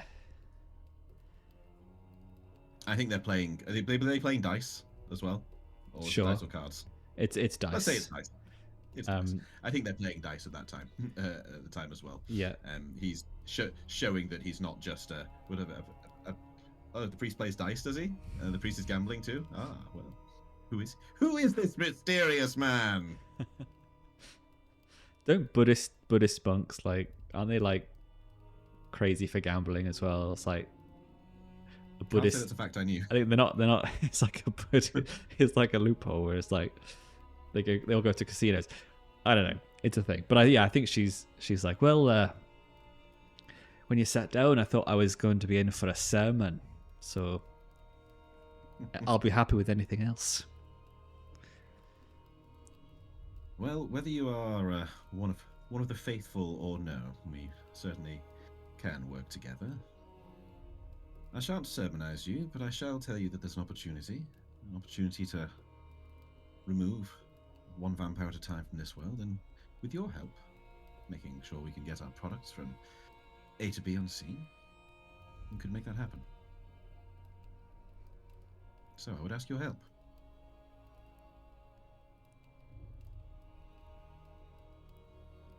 And what exactly are we going to be moving? Well, what else? Blood. And then I think he will explain briefly the actual plan. Yeah, she mulls it over and says,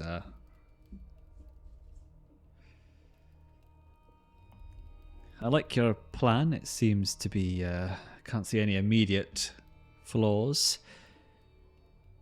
Apart from one, I'm not someone who transports blood as a liquid. Very often it tends to raise a lot of suspicions, but if we can imbue silver with the blood before transporting it, then that would work.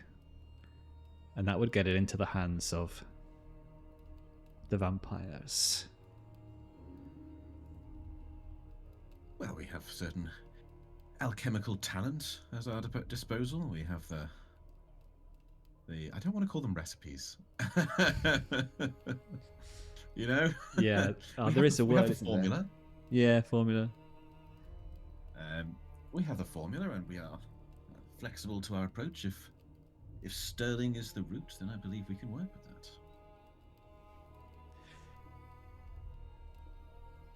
And I happen to know a big house on the hill that has a decent supply of the silver needed. Pray tell, whose house would that be? And she kind of looks out the window where you could probably see the Emerald Manor. He says, I think you and I are going to be the best of friends. Just so happens we were planning a little trip up there anyway. May, you are Perhaps you could help ambitious. us You are ambitious, brother.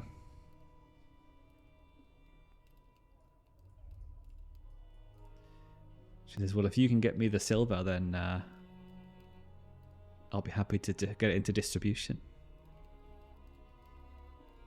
Well, one final thought then is, as a smuggler, would surprise me greatly if you did know a way to get into that house or its grounds a little more easily than us traveling. What are we, merchants? Yes, merchants. I think at the moment. Sounds like a roll to me. Well, I think it sounds like a sway. Yes, it is. Yes, I think so. Well, that's good.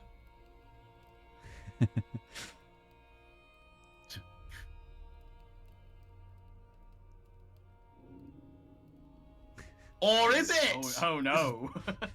Right, I don't want to call back to our last roleplay game session, but I just want to say this is bullshit.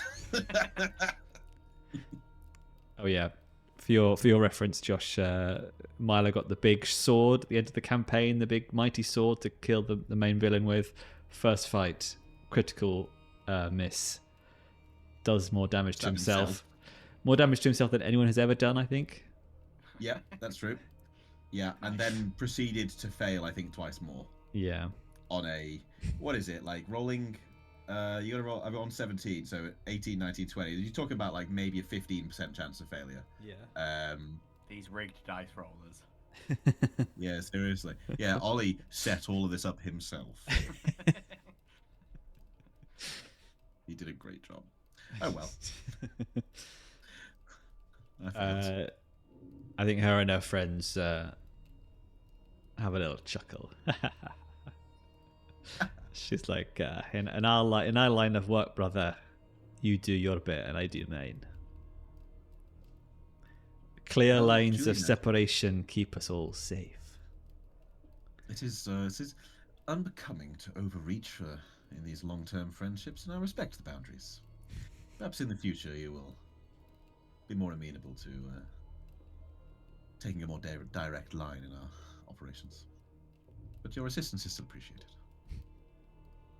Can we find out who wins at dice? Yes, we can. I don't think this game has a fortune roll in it, but I would just use that.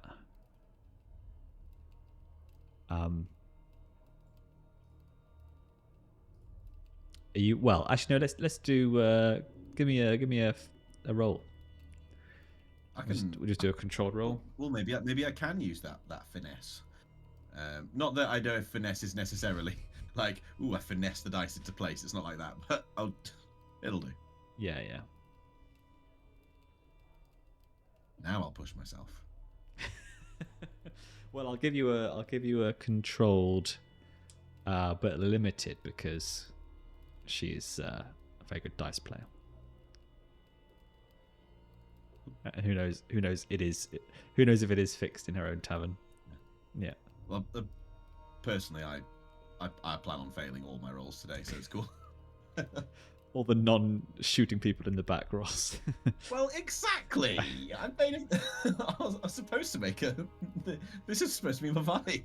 This is how it goes. Well, he's. It's still a successful conversation, even if you didn't get the extra burst. Yes, you put her in a good mood. Maybe that was all part of the plan. Yeah, that's what I mean. She lifts up her cup. Oh, lost again, brother. Maybe you need to come and spend more time in the tavern and less time preaching on the dirt roads of Carenfell. I'm sure I'll be able to win you all round in the end.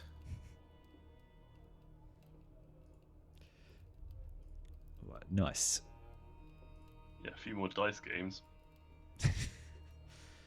Yeah, maybe Hector's actually going from church to church, picking up nicking all the valuables, so that he can afford to pay everyone off with all these failed dice games. Deeply complex character. This. Yeah. Yeah. He's always losing dice games and be like, "Will you take a gold candelabra?" That's all I've got. Yeah. Yes, he's deeply in debt. That's his flaw. All right, so only one location left to visit. The Dyer's Guild. The guild house is an odd affair, stuffed as it is into an old warehouse near the drip market, splattered with layers upon layers of dye. It is fairly comfortable, with parlours, kitchens, and the crackling of a well-kept fire. A dyer points you to the guildmaster's office, which itself is a rather cramped affair, packed with books and ledgers. It is surprisingly tidy, and you get the impression that Envale Goddess knows exactly where everything is.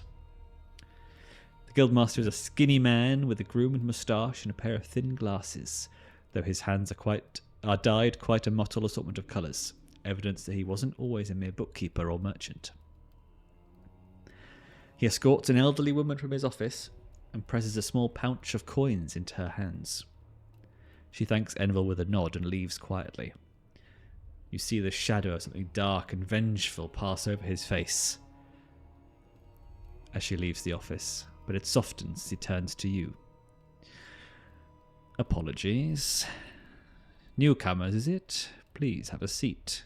Tell me what I can do for you.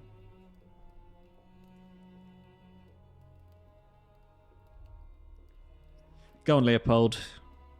Yeah. This one's yours. I don't know what to say. That's the issue. My memories are shite.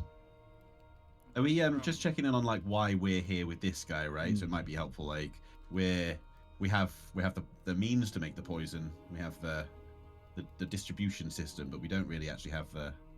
We need to work with the supply to get the supplies, right? So that's kind of what we're here for. So the Do we?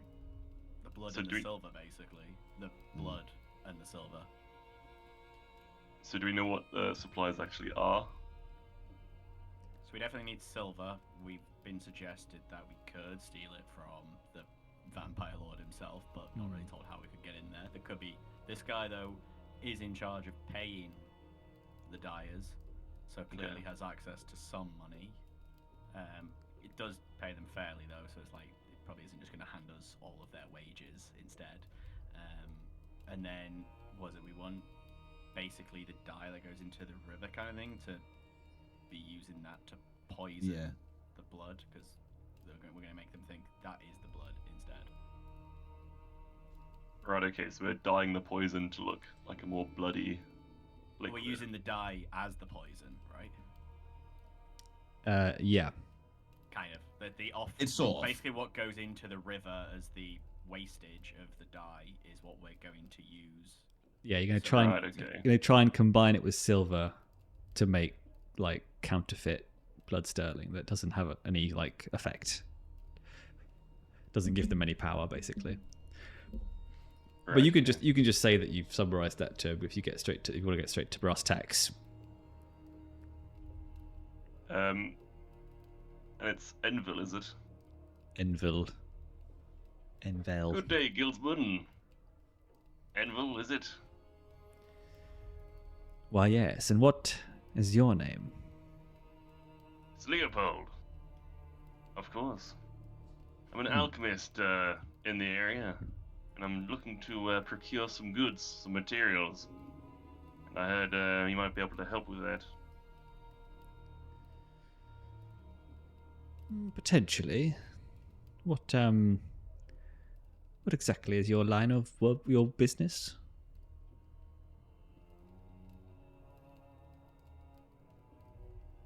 Well, I'm an alchemist. I do alchemist things. I, have a basic laboratory setup. And I, make alchemical solutions. They're quite laborious to make. They take a good length of time, and the materials are quite rare. I've got most of those. For the rest, I thought you could help me with. Some silver, of course. And would need dye. The dye that runs into the river, mostly. I'm not sure how you would manage to get that into my hands, but I'd be able to help you out, maybe do a favor or two, or pay in much silver. I think his eyes widen in recognition. And he goes to kind of close the door of his office and he says, you are Perkins' friend. Yes, he did send word that some acquaintances of his would be arriving and had some information on how to make the most of our situation here. I have given it some thought.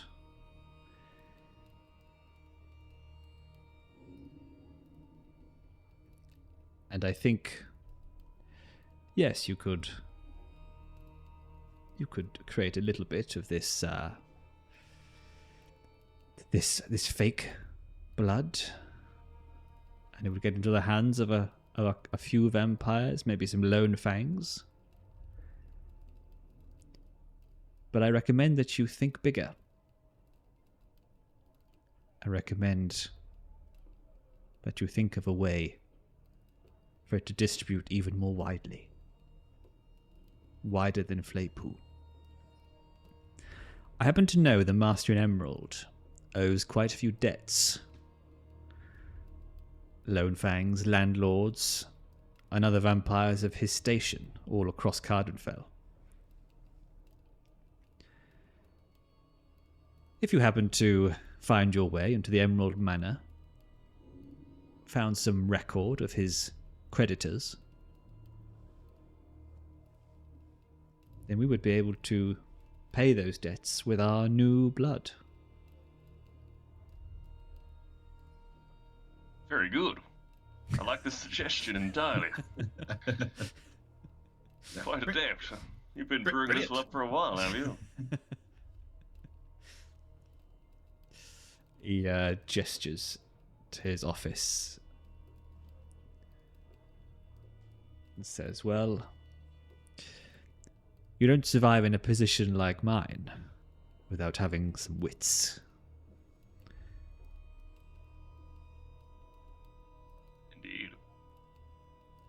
Indeed. Very well. We'll make our way into the manor. We'll obtain this list of creditors. And we'll make use of it. Nice.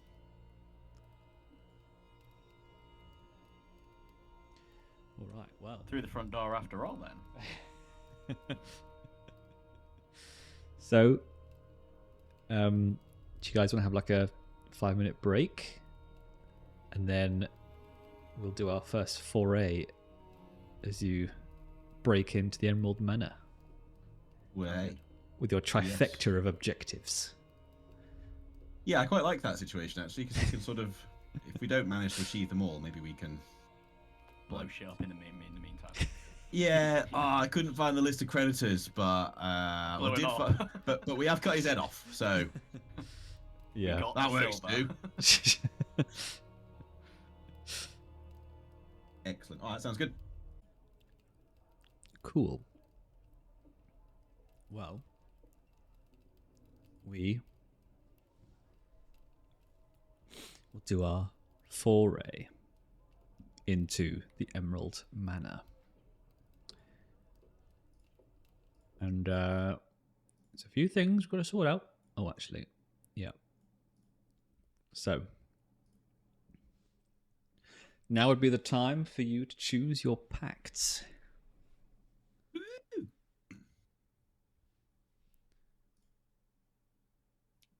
Vengeance for me. Yes. Fuck them up. Pretty much. So these are our pacts for the coming foray into the manor. Yes. Right. Because you said this guy has links to my backstory, right? Mm. So yeah, definitely for me, vengeance is my goal here. Nice. Let's have a look at where those pacts are again. Yeah. I found them. I've lost them. Is it masks? I think it's Fae Pacts is just before it's still in character creation. There we go. Do we Here need we to bloody make a go. mask for this as well?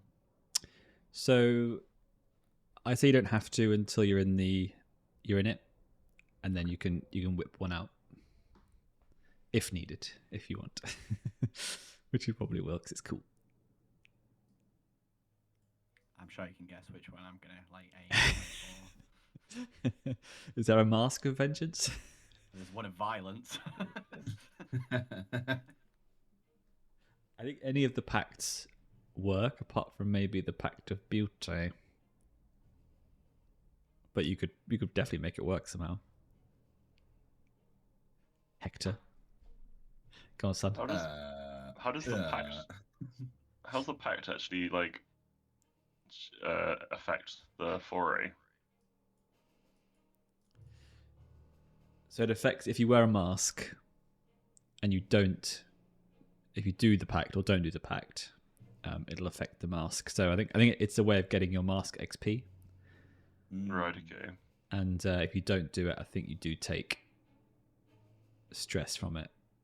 I think you need to do actions that kind of align with the concept of the mask when you get a chance. Okay. Now, I like the idea of the Pact of Wisdom for Hector's character, but I also don't like the idea of actually having to enact it. Because it's like, to follow your carefully laid plans and, and wait for the moment to strike. And, well, we played some Blades, and we know that it is much more chaotic always than you'd like to think it would be. If you do, I guess with the wisdom side, if you call up your flashbacks randomly, that's true. A wise thing. You know what?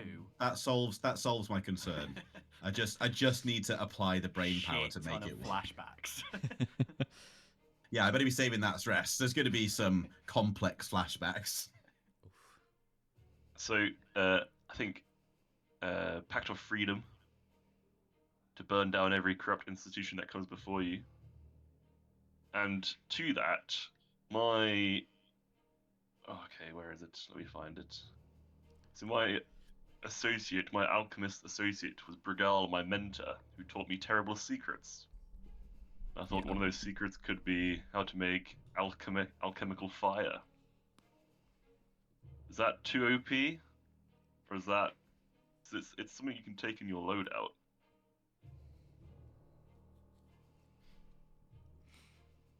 Then can't you just pick it as a loadout? Like your loadout? Yeah, I think so. But it says undiscovered. It's under the undiscovered parts. not title. So I wasn't sure how that kind of affects things. I think it's one of those things then that you would get with the downtime action, like a rare thing. Okay. I have black powder available then. Yeah. Yeah, like black powder, ashwood, are things that you can use to greater effect, but and then between forays you can like resupply basically. Okay. Cool.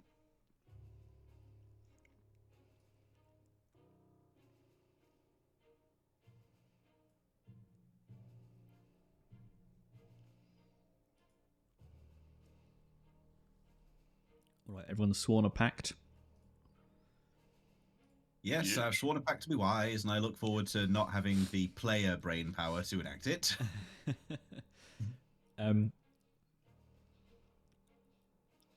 So it does say to describe how you swear your pacts to your patron.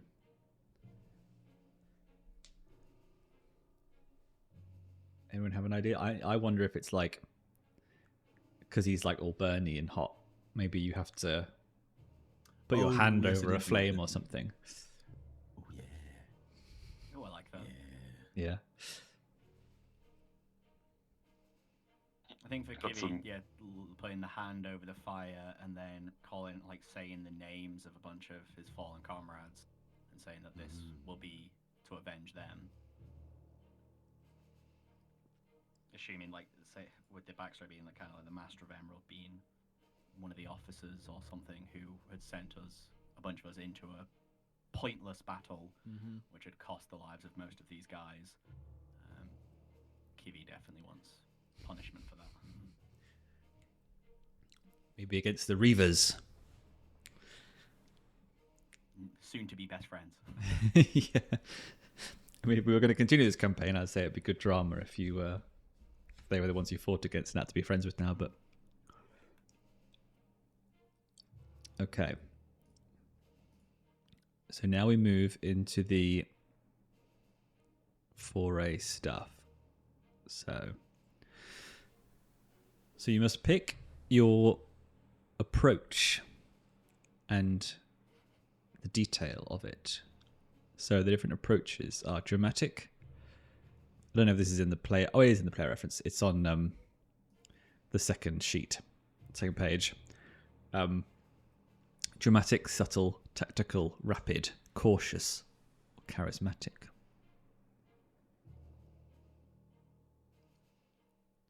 Is the main thing we're wanting to get out of this is just to get the journal, the ledger, or do we want to try and do anything? Are we trying to achieve anything else at the same time in here? I'm somehow going to assume we can't carry out buckets loads of silver ourselves. So. yeah. I think that has to be right. I think the backup plan of kill him. Certainly higher risk. I'm ready for. But if we're if we're discovered, then that might be a happy second. I think a couple of pouches each of silver would be enough to distribute far enough, I think. So it's not going to be like you've got can steal some silver as well. Yeah. And it's not stealing if they're vampires. True. You're reclaiming. We're brigands, not thieves.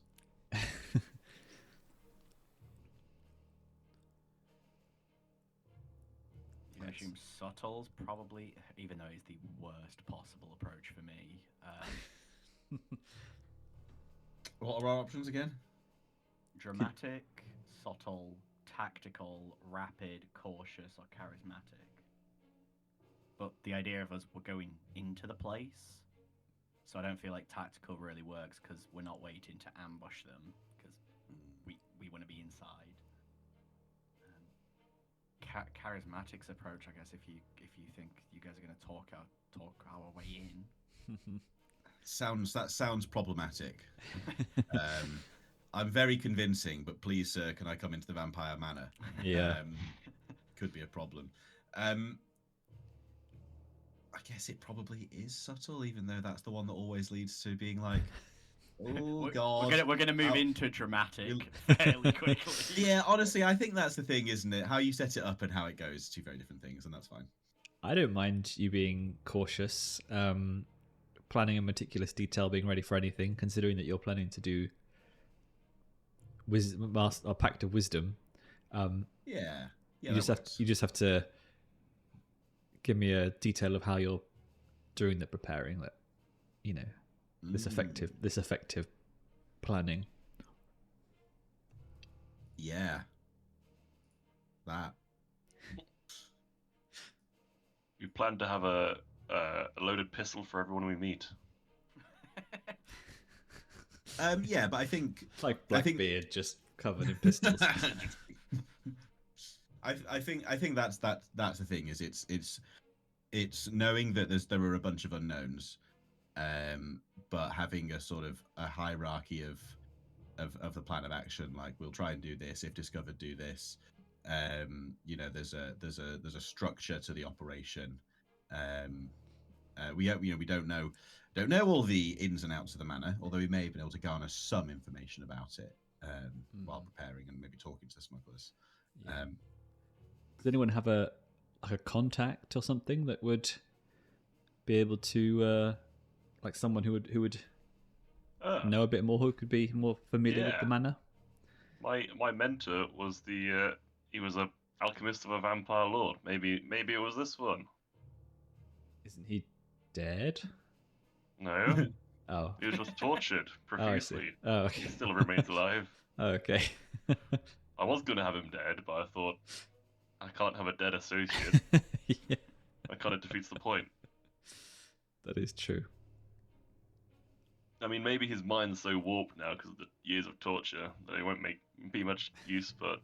Years. It's an option. Yeah. I have... It's also a little tenuous, but I can throw out there that I have a servant from childhood, from the noble house that I was raised in. But perhaps when the family was cast out, maybe they weren't so cruel as to kill all of the servants. It's possible that the servant then went on to be in the employ of another noble house, somewhere in the manor. That's less tenuous than my associate option, so I'm happy just to defer to one of your twos because they make so much more sense. My only two options are: I've got an unlucky cog scamper who lost a limb, so I somehow have to justify his found work in this manor, or a grizzled sergeant. Again, yeah. Or you know what can work with the servants thing. It's like a bit like the network of maids or something that you always have, being like, all the servants know each other. And actually the servants are actually a huge part of the rebellious underbelly of the city. Yeah. Because they're like a faction. Yeah, exactly. They're like a whole faction. So I quite like the idea that through the connect. So maybe it doesn't have to be as tenuous as, oh, my childhood servant happens to work here. Perhaps that led to having a connection with, some more rebellious servants. Yes. Although I think with the Emerald Manor, what's the name of your mentor, Leopold? Briggle or Briggle. Briggle. Briggle. I think Briggle would actually be someone who spent time here, because the Emerald Manor is called such because it is overgrown with vines, and you sort of knew that already. But what Briggle tells you is that these vines, the house is surrounded by these vines, almost like a hedge maze of this fields, I guess, and they're used to create blood wine. And it's actually a what's his name? There's a vampire lord called the Baron, famous for his gluttony. And he had developed at much cost these special vines that make blood wine. And it takes an enormous amount of blood to soak into this soil to create the smallest drops of this blood wine. But they take the land from the peasants and they do it anyway.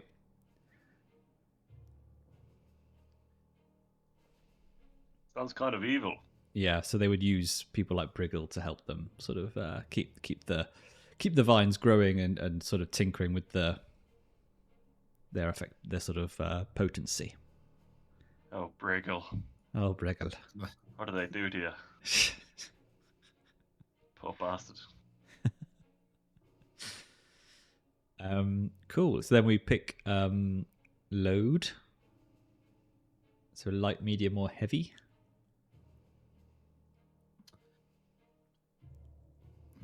I want to say Actually, like heavy, normal or heavy? but I know I know that means a penalty to anything even attempting to be stealthy. So I guess normal, but I know I'm gonna regret that. Are we going stealthy? Or there was like we don't have the security detail, do we? Particularly, that was just of the village we were previously in. Yeah, I think like it depends. We're not necessarily sneaking all we're doing, you know what I mean? Like it's not necessarily like hush hush by the keyhole, but like a cautious approach to breaking and entering. Or maybe Kivi could go on the heavy approach, and like if we're trying to move around through the manor, Kivi's probably not going to be much help anyway. I don't really have any skills for that, so it's more if there's any moment where it feels like anything inside's gone wrong, like Kivi turns into a wrecking ball. Yep. And that's all part of the contingency planning. That's what I mean. So like, if we have Kivi waiting more as a contingency, yeah, I can be there ready, heavy equipment, and the moment it sounds like if it has to move to Plan B, because say Plan A going through the manor, I don't think I've really got any skills to benefit that unless it's suddenly you can think of a way to describe how to skirmish my way through from A to B really quietly. So me being prepared for Plan B is probably a better approach anyway. Yep. Sounds good. So I would go heavy. Are group actions a thing in this? Yes. That was quite successful before, right? You just take a stress for whoever's failed the roll. As long as someone's passed it, you pass as a group. Lead. Yeah, everyone roll, take best roll. Leader takes stress per failure.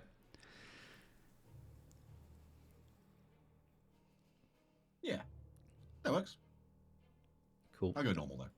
And then Leopold. Normal. I was leaning towards heavy. Because I feel like we're kind of just gonna go in, smash and grab, cautiously, however. The gold cautious smash and grab. Yeah. Kick in that door. That's straight out of my playbook. Exactly. Normal's 5 though, right? I'll get normal. Yeah, it kind of makes me think of like John Wick, where he's like very violent but also very efficient and quick. We're gonna kill everyone with pencils. Yeah. Yeah, he's ready for anything. He's got a weapon for anything. I guess we're gonna try and stay as stealthy as long as possible, right? I think that's the thing, is trying to be sneaky until not required. Clanking in with chainmail and a halberd or something is going to be like, it's like you wanted it to go this way. Almost like.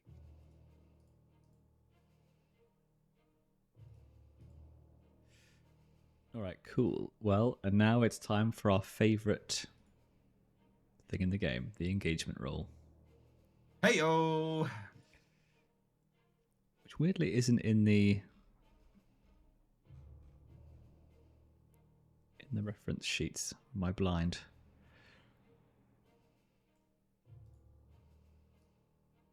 No, it is there. Okay, cool. So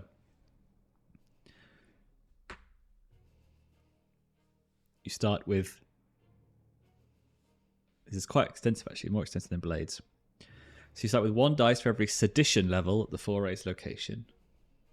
So you don't have any sedition yet, but you may do after this in Flaypool. Remove 1 dice. Sorry? 0 sedition. 0 sedition. Remove 1 dice for each level of tyranny. So you're all good. Is this approach something your enemies are particularly weak against? The cautious approach. Are your enemies stronger? So I don't think many of these things super meta. Can any member of the conclave provide specialized assistance? So your stokers. They can. Didn't think about that, did we? Blow up the front door and the walls, and then we can just walk in.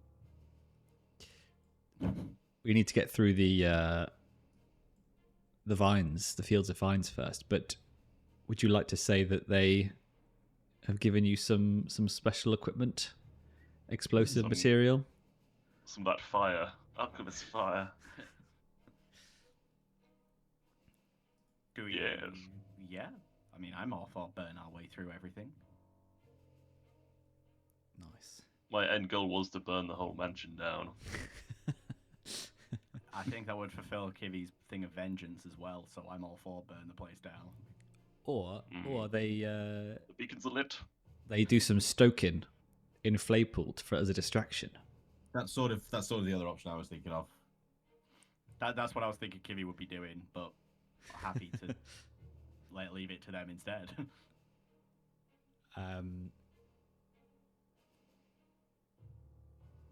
Okay, I think.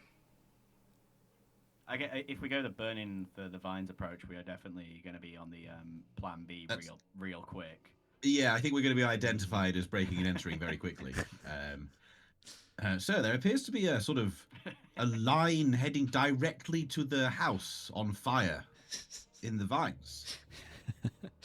Should we check that out? Nah.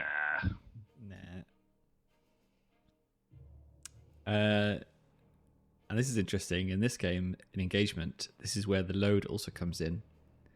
So if you have a heavy load, if you're trying to sneak in someone with a heavy load, take -1 dice. So that's why I was saying before, me going inside is not a good idea because I can't do anything stealthy. Oh, but you don't want to go inside the manor at all? Not until I know something's gone wrong, and then Okay. when stealth's out of the question, then Kivi can burst in and start shooting the place up. Okay. Was what I was thinking, but that was more me preparing Kivi for a plan B, so that I am equipped to be ready for plan B and Yeah. C. So that's why I was thinking before. I didn't realize about asking the stokers to do it, but I was gonna have Kivi causing a slight commotion outside, so that any guards or staff in the manor would be drawn to the windows facing that or out the door, so the other two have got time to move around. Yep. I So think maybe the plan wants a slight adjustment. Really, is that we're actually don't have any of the skills required for a sneaky approach, even if it's sort of step by step. And maybe it is. I don't want to say it pushes it towards smash and grab, but it's sort of like a well-timed approach where we get as close as we can through a method, but we absolutely accept that there is going to be a noisy part to the operation, and that is part of the plan. Mm-hmm. Because I think if the plan centers around some not very sneaky people trying to sneak in and they're going, oh fuck, we need you now. And that's probably not the best contingency. So maybe that's the plan. Is that we're always going to need to unleash the Kiv. So does that change our original approach away from the subtle thing straight into what was the other one called? The rapid approach, and we are just going for a very quick smash and grab? I think maybe that does work better. It's also simple. In which case, burning the vines is a good option because we're just going straight through. Nice. Hell yeah. All right, so maybe that's where the stokers can help. Yeah. So, and if you're not heavy load, still fine. yes, you're not sneaking now, so there's no penalty. And you've got +1 the conclave. So it's just one dice in the end of all that. Always is. Always is. If we're not sneaking, can I change to heavy as well? Sure. Nice. Hector's still going normal because I just don't feel like it's right for him to barge up to the house in chainmail. Sledgehammers.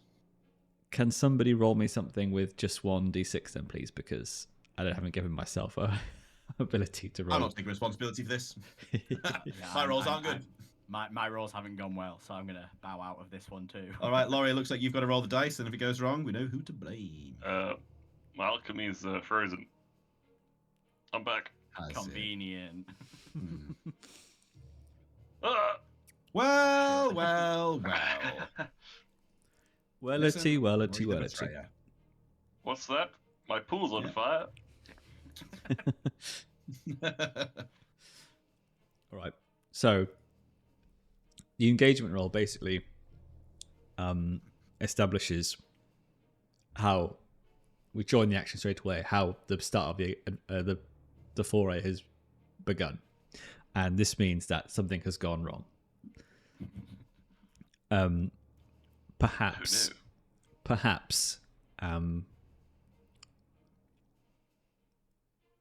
Okay, so I think what's happened is the Stokers have gone in ahead of you, and they've gone to try and set their sort of petrol bombs off in these kind of this hedge maze of vines. But what they weren't expecting was that these vines can actually reach out and try to latch on to anything that is filled with blood. And so the operation was a bit of a failure on their part. And you can see some random like fiery explosions happening in the hedge maze. But it has not like made your path any clearer.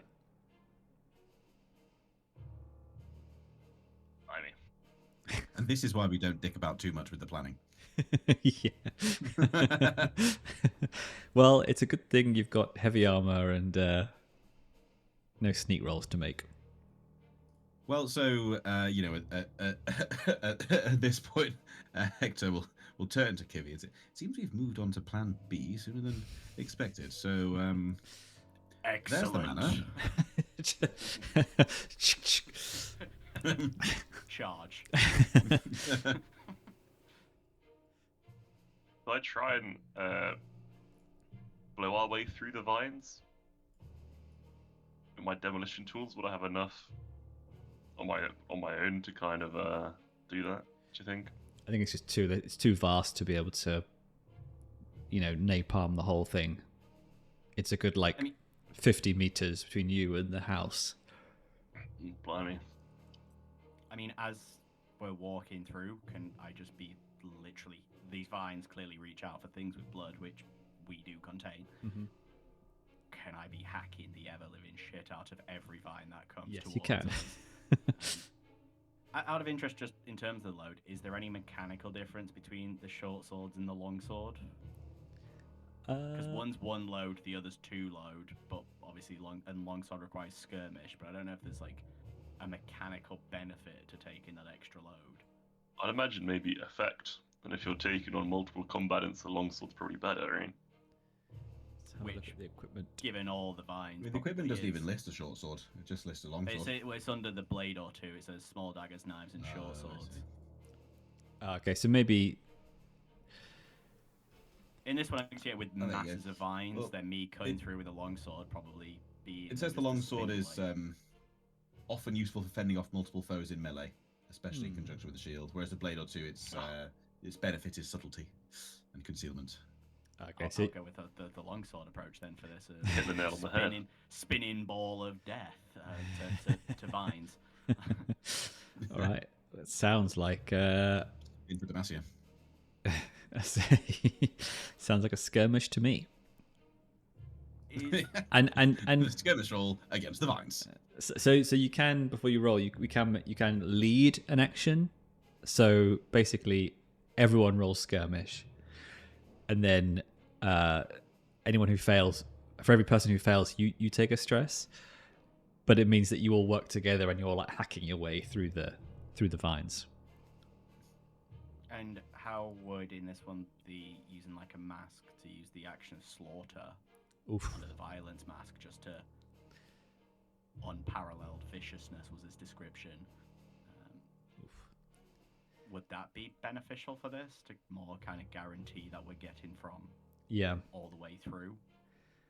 I'd say with the mask action, I'd say like your ferocity would be so much that you cut them back so that you don't even need to lead an action. There will just be enough of a path of destruction for the others to follow.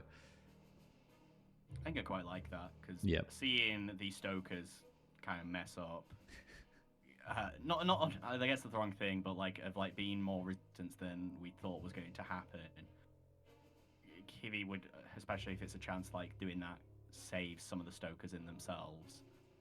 Kivi would want to really guarantee we are getting through to the house, and any quietness here is definitely out the window. So for me to slaughter the way through the vines would be ideal.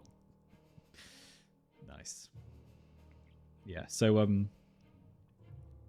so you're equipping a mask. Yeah. So I yes, we're doing that. well, Kivi is doing that. Yes, I didn't really quite follow how and when we do that, so this is a good run through. Yeah, you gotta whip them out, and then I do believe you have to roll for your essence. Okay, how do I do that one?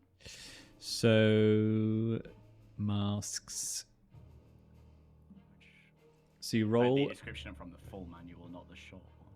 Yeah, so you need it's on page 71. You roll a dice for each oath rating. I'm assuming my oath rating. I haven't done it. I believe it should be 1. Yeah. And I think you complete more oaths, your oath rating goes up. So I'll just roll something that's got 1 die in it for now. Yeah, I need to add a ranch the D6 button.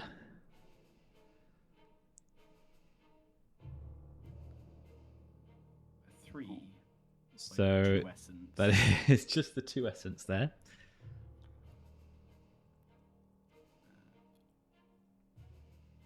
But that's enough for me to use this ability once then?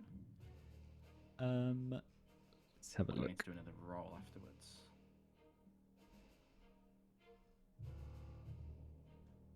Spend 1 essence whenever you use a mask ability. Spend 2 essence for a plus 1d or plus effect. Nice.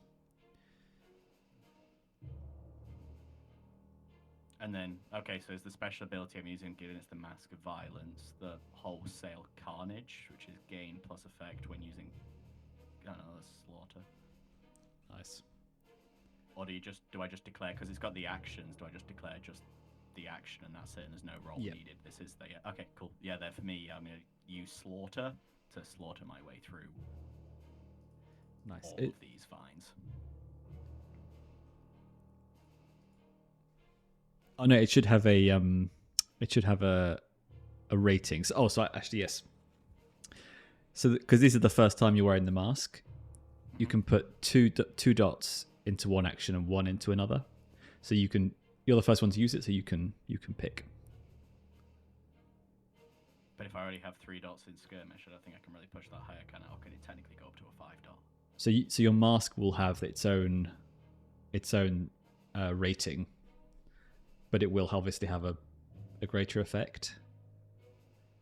Oh, got it. Okay, so the 2 dots that I would be giving to this one, skirmish, is different to my usual 3 dots, but it's going to have a cooler effect than what I would normally do. Pretty much, yeah, because you can actually swap the masks between you as well in different forays, so which is kind of cool. So for this one, it would be 2 dots in skirmish probably, and 1 in something else. Do I need to pick that second one now? Preferably. I guess, given his violence. Wreck probably makes the most sense. Yeah. And these are the...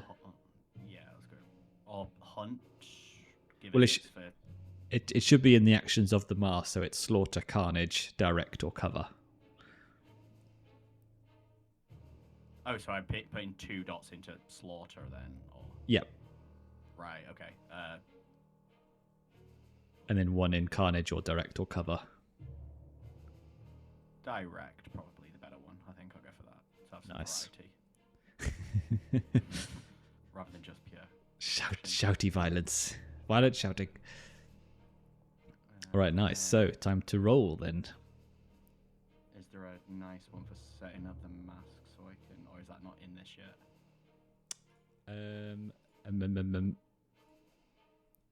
Sorry for making this take so long for everyone else.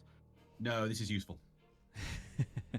Because I hadn't really understood the mechanics of the mask, so I hadn't really read the bit properly. So, I think it just... Yeah, I can see you've got it in there.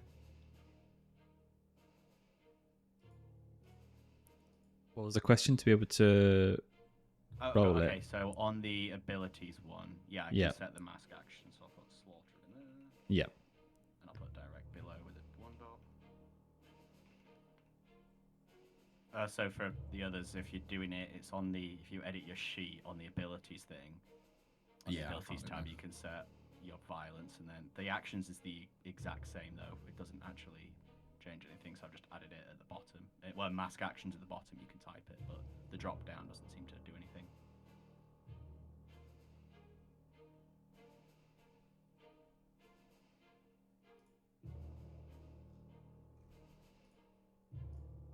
Don't think there's any way you can roll from that, though, is there? No, so I'll just roll something that's got 2 dots in it. Yeah. I'm just going to put 2 dots in something momentarily so I can do it. Yeah, having these kind of extra character sheets, these kind of floating character sheets is such an uncommon thing, I think, for a role-playing game. These kind of systems don't really think of them. Oh, skin of your teeth. I will take skin of my teeth. Better than the Ophallion. So I want you to describe not only you tearing away through these vines, but I want you to describe the act of putting on the mask of violence. So having seen the fires going off, but the vines not really going anywhere, and hearing the screams of some of the other stokers, Kivi decides that something extra is needed, and so having pulled this mask out, which is just is a really incredibly, like, the face of it is all like spiky, kind of like the famous Gladiator movie, the Carthaginian helmet kind of thing, kind of dons that, and then with a flash of like red, pulls out his sword and becomes this spinning ball of death, and every vine that reaches out towards the group, he's just chopping it back through, and the other vines falling backwards, somehow having this sense of not fucking with that, and the group just murder through. Nice. Just barreling through Effectively like these hedgerows. Effectively a dwarf with a chainsaw. Yeah, pretty much, yeah. Jesus. Nice. Like unimaginable speed swinging that thing. Yeah. Nice. And there is a consequence. Of course there is. So I'm going to start a clock. Can I do that on here? Did I give myself... I don't think I... Oh, add tracker. So I'm going to say... Well, actually, I'm not going to tell you what it's called, but I will add to it. So with a risky... Yeah, I'm just going to say it's that much.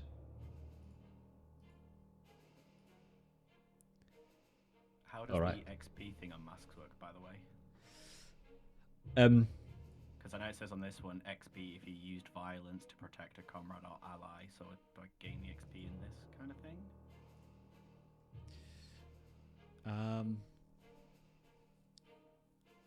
We normally do XP at the end, Okay, so we can say cool. so like in context, in hindsight, was that statement correct? But I think my feeling is you're doing it to like escort the group. You said you were chopping the vines if they reached out to everyone else. So Yeah, no, sorry, but we'll leave that till the end then. My bad. yeah, I mean probably won't do XP because it's a one shot, One but. shot. But that is, yes, that would be exactly what the mask is wanting you to do. Get vengeance on these vines. Bloody Nice. hate vines. Kivi really hates wine. He's had a few rough nights on it. They're not for him. Yeah, he's one of those blokes Worst hangovers.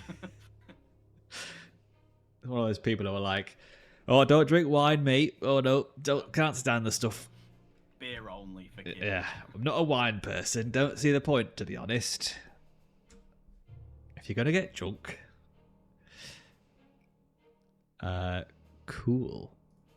So Hector and Leopold, you are following in the wake of this ball of destruction.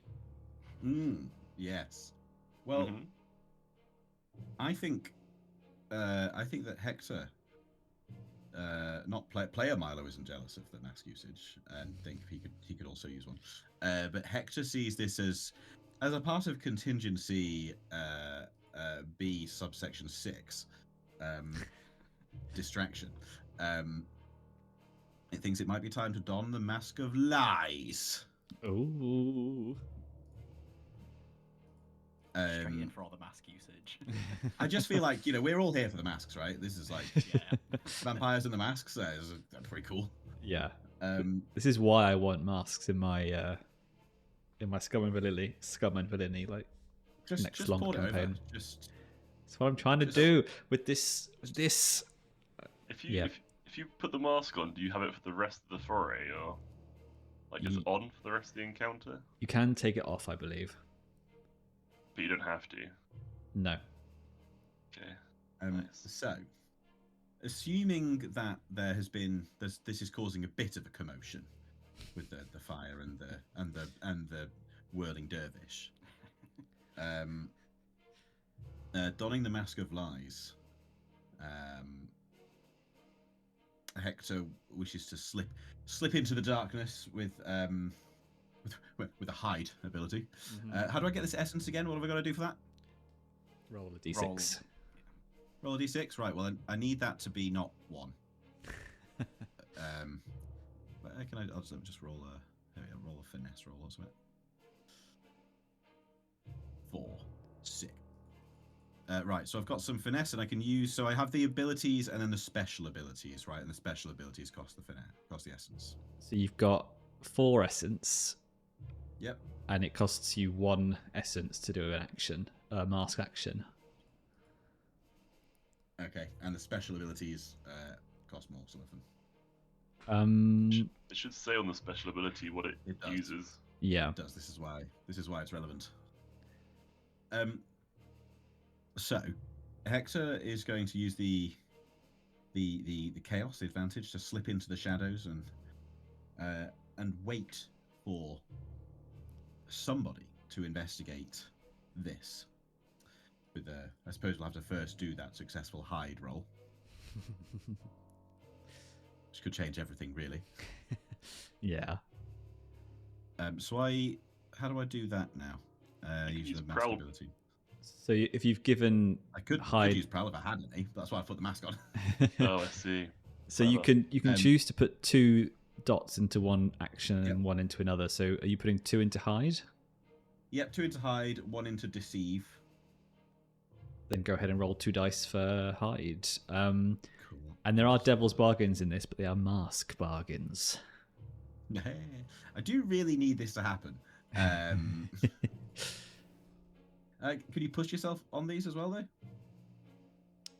Don't see why not. Well, I better do that then, since I can't feel confident that 2 or even 3 dice is going to be enough. How do I just roll 2d6 in this? Just click skill check twice. Yeah. Skill check. No, I don't know if that's going to work. There's no. I need to add like a thing where you can just roll a d6, but just roll a skill that has two pips in it.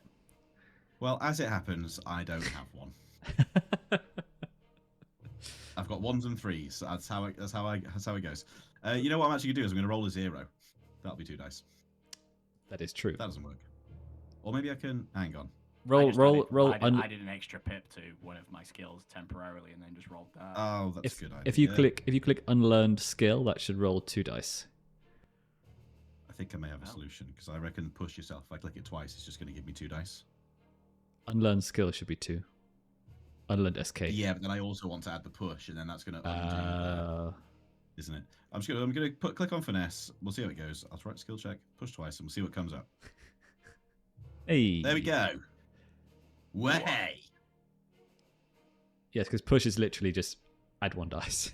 That's what I assumed. That's how that would work. Yeah. So we've taken some stress for pushing ourselves as the mask of lies slips so easily onto the face of the priest, and he's sort of a comment about the church. I would never.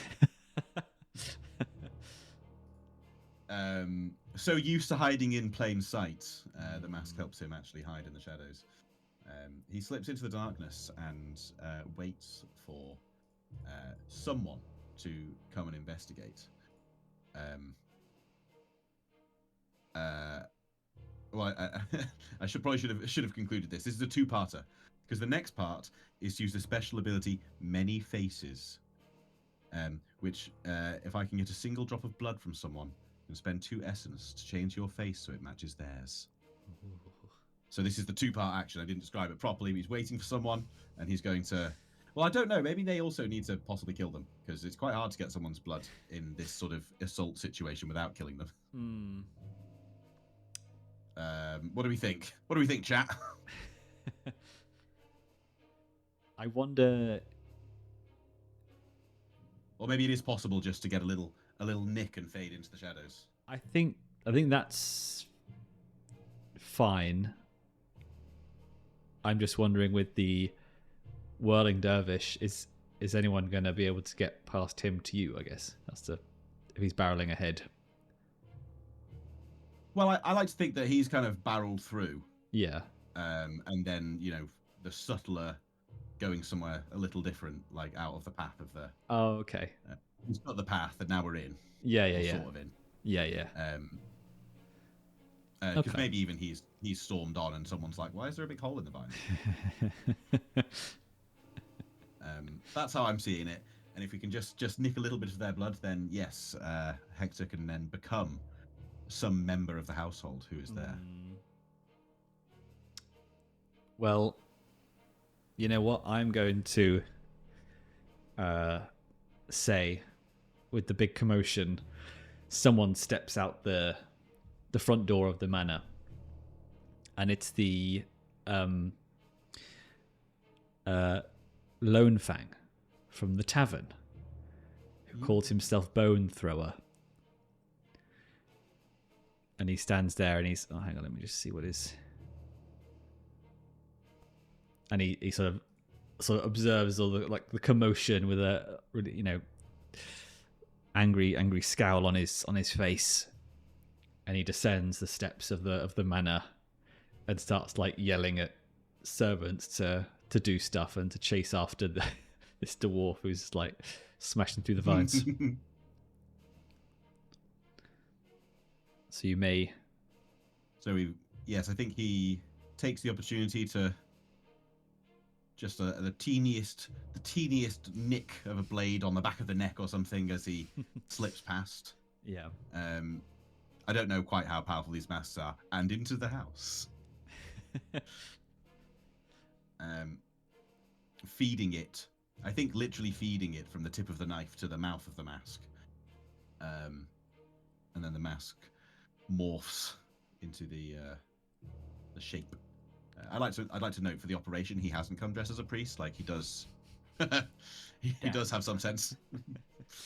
Nice. Yeah, I think with the use of hide, being able to just and also the vines maybe reach out to him and like cut him with their thorns to get access to his blood, and you just reach out and grab a drop and absorb it into the mask. And now you look like Bone Thrower himself. Yes. And you have to talk like he talked like this. I can do that. I can talk like the Bone Thrower. Nice. And then you make your way into the manor. Yeah.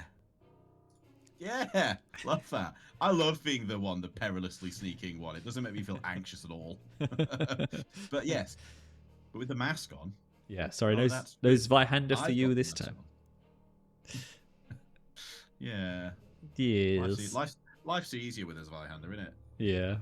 Do you just before we cut to somebody else, do you press on into the manor, or are you waiting for your friends? No, I think he presses on. Time is of the essence. Okay. There is a I don't want to talk about clocks when I know you're actually running clocks, but there is a temporal element to this structured plan. Yes. And if you can get entrance, you must do it as quickly as possible before distraction is over. Yep. So he goes in and immediately starts looking for the office or wherever these ledgers might be. Yep. Caveat, he's still pretending to be so and so. He's not just going to be like do. Yeah. So he's All right.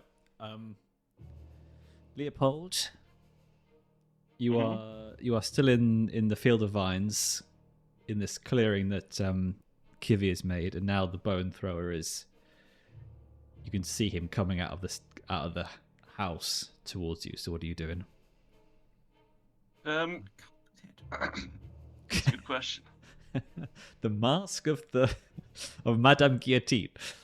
If you don't want to kill him, I'm happy to kill him next turn, because I assume he counts as a vampiric enemy, which Ooh, wearing he my does. mask benefits me big time for that lack of essence I now have. Because if I kill him, I gain 2 essence back. Oh, nice. Drink the rich, my friends. But if you do want to kill him for the meantime, I'm sure there's going to be other vampiric enemies I can go and cut to pieces. Yes. I'm not really the most fighty guy, and he looks kind of scary. I'm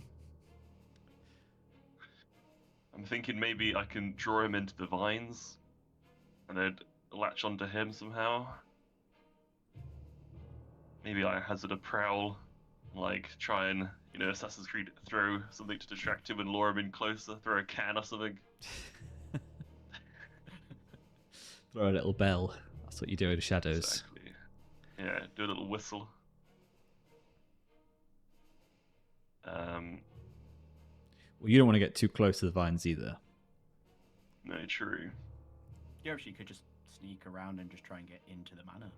Could I assist Kivi with his assault on him? Yes. So, but then you want Kivi to do the actual roll first. You mean? Yeah. Okay, that's fine. You're holding your action. Mm-hmm.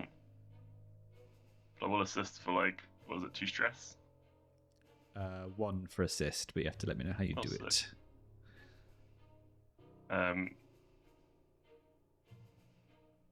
I distract him. How? I throw some like a little vial of black powder, light it, and then throw it on the ground. Nice. Create a little explosion. Oh, you bastard! He thinks I'm like some jester or some shit. Yeah. All right. Some Nice. magician. All right. So Kivi, you. Gonna try and cut this guy in half. Yeah. Yeah. He's like. He just he like roars at you. Oh, I roar back. Yeah. He sees the mask and he's like, "What are you?" I don't even answer. It's just a bestial roar comes right back as I charge up to him. Long sword still drawn. Nice. Do I need to add anything for the aid part? So it'll be an extra dice. So like if you just click push. Once, yeah. Oh, that's a lot of dice. Ooh. That is a success. So I run straight up to him.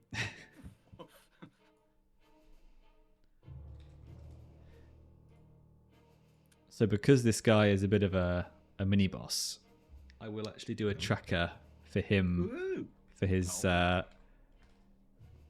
take him down. So I don't get to cut him in half immediately.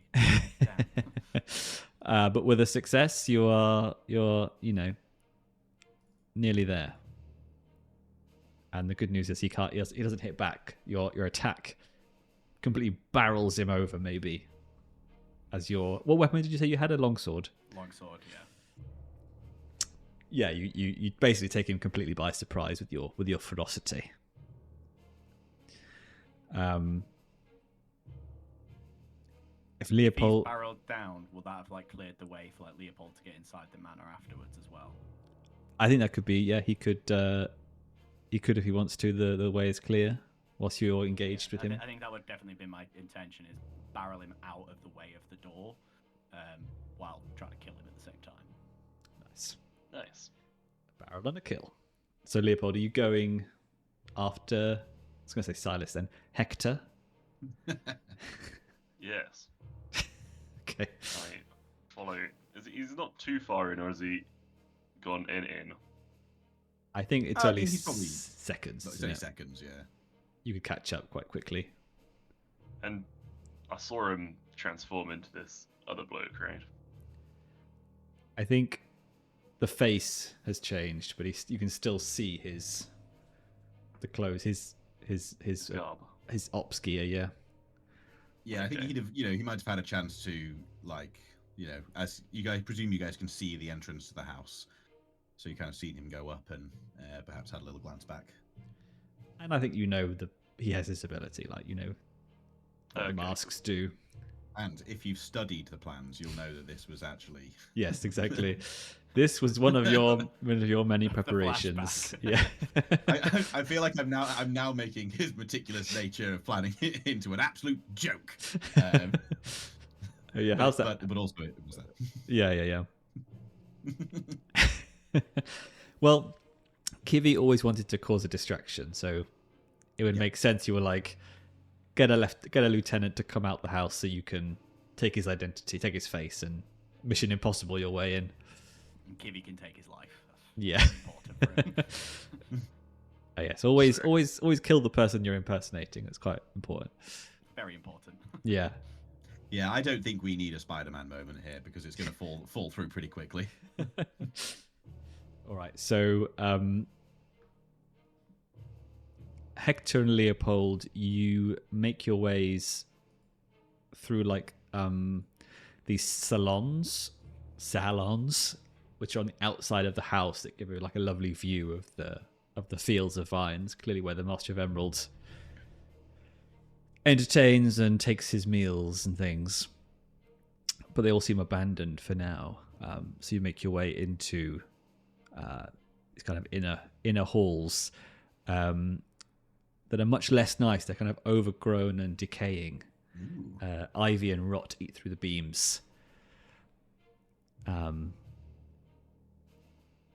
occasionally you come across these kind of silent, shimmering spirits patrolling the halls. Some sort of servant creatures. So Interesting. So you can fight your way through, or you can try and deceive your way. Hope that they're mindless enough to think you're the bone thrower. Well, deceive seems the preferable option.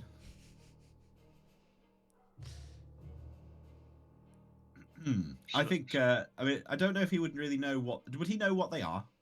Would he know what he's dealing with here, or not? I tried to find if they were described in the main book somewhere, but apparently there are wisps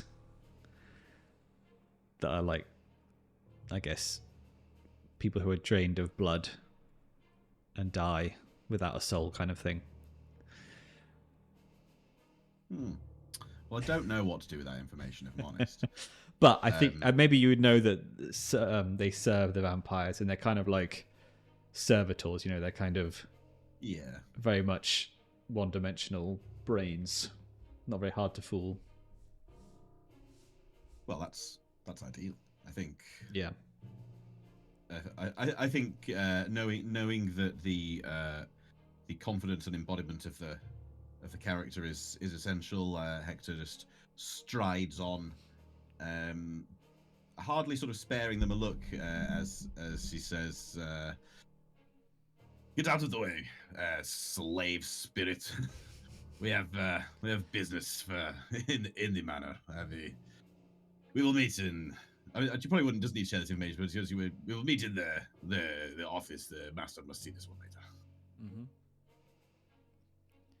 Nice. Suppose you'll want me to do a deceive. Yeah. I mean, with a great effect, I'd say, or. Yeah. Of course, just the one dice though. Mm. How many times should I push myself in this engagement? Feels like there could be a more critical one, but then also failing on this roll could be like, is this going to set off the proverbial alarm bells? So I think we'll. Do you want to take a mask bargain? Oh, go on, yeah, hit me. I don't know what they are. So bargains tie narratively to the goals and emotions of the mask. What does the mask want the brigand to do right now? Offer a minor complication, tick a clock, add heat, reduce effect, spend load, or reduce the brigand's position.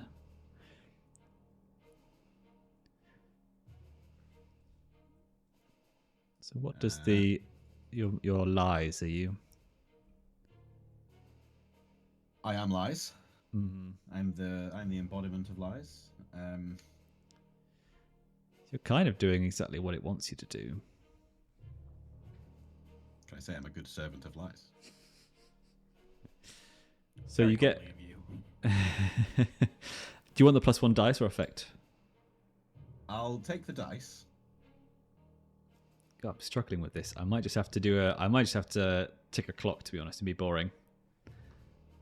I think if it's sometimes it's the best choice. Yeah.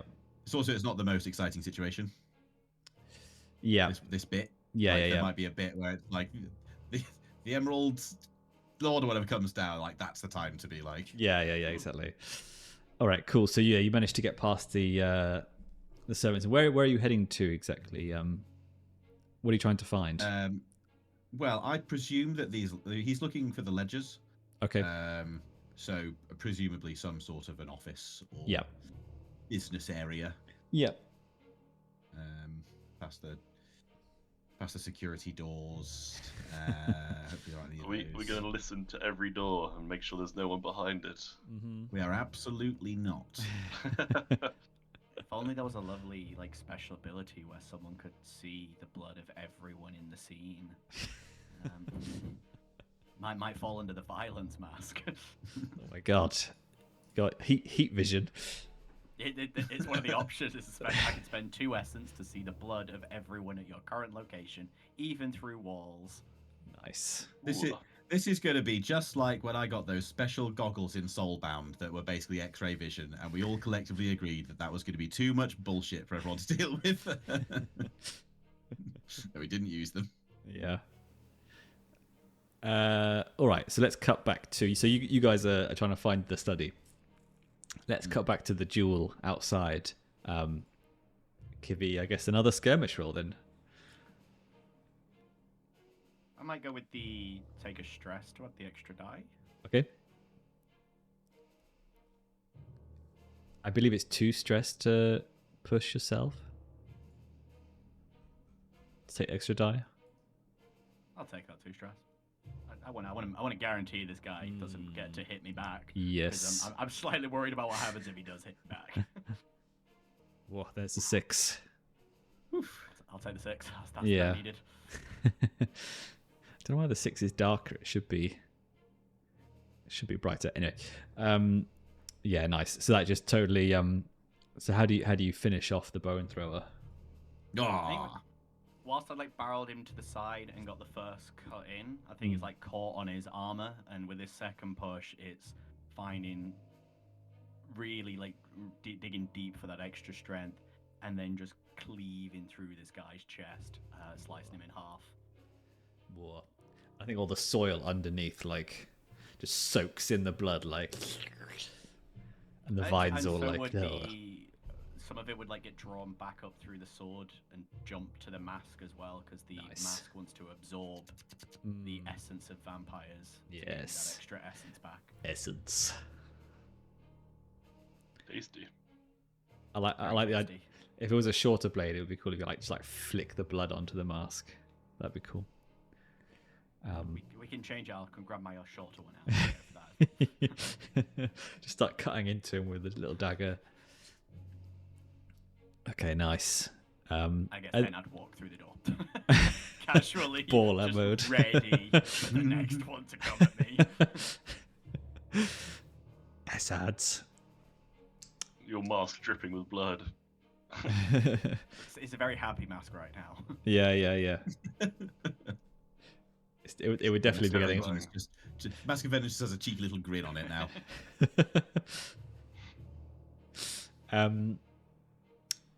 All right, nice.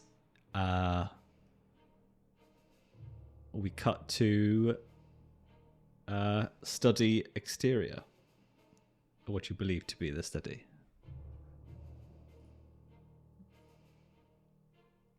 Yep. You find a room that sort of holds untold volumes, principally regarding botany and agriculture, with an oak desk in the centre of the room.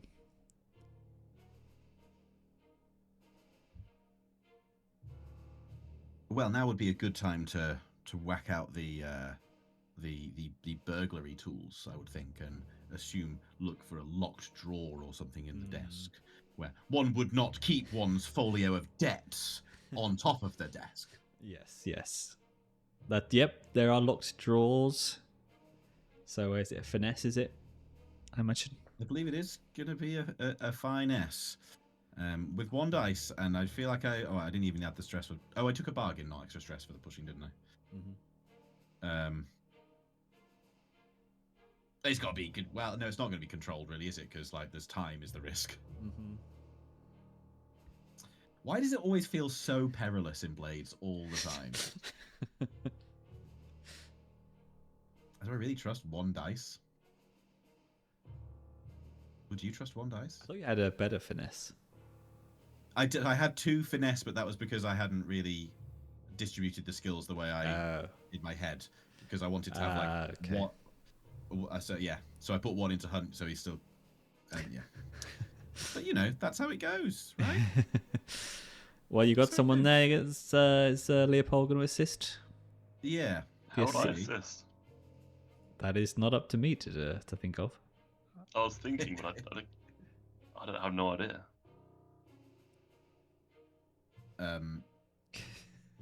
That's I the know game. the exact type of lock, and I have the manual for it. I'm reading you the instructions.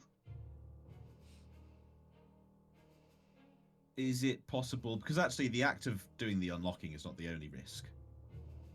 Is there an act of even just being lookout duty to have some kind of early warning? Yeah. Giving more time to do it, or something like that. Yeah, I think so. Yeah, I'll peek my head out the door and watch down the hallway then. Nice. Do you think then that could make it a controlled standard? No, it's just well, can you? Or we get an extra dice because you could change your position. A position for effects is a whole thing. I've just remembered. Yes, assist is. It does say specifically just +1 die. Okay. If you set up, you can gain better effect, but that would require Leopold to do an action first. All right, go on then, Hector. Or you assisted. All right. Well, I can't wait for this to be an absolute wash after we worked so hard to make that assist roll a thing. Yep. And what do you know? What do you know? You had to say it. Of course, I had to say it. Of course. Of course. Of course. So, how does that go? You are attempting to get into this locked drawer,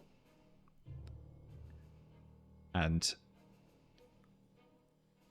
I think even through the Manor Wood, I think the servants who are dwelling on the outside sense your presence.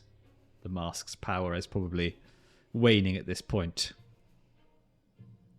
and they start rushing into the room towards you.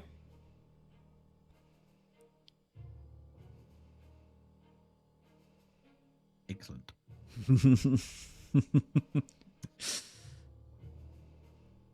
I suppose it's not going to be very convincing now having the face of the vampire in a room full of ashwood smoke. Breaking into the desk, yeah. Get out! I'm busy in here.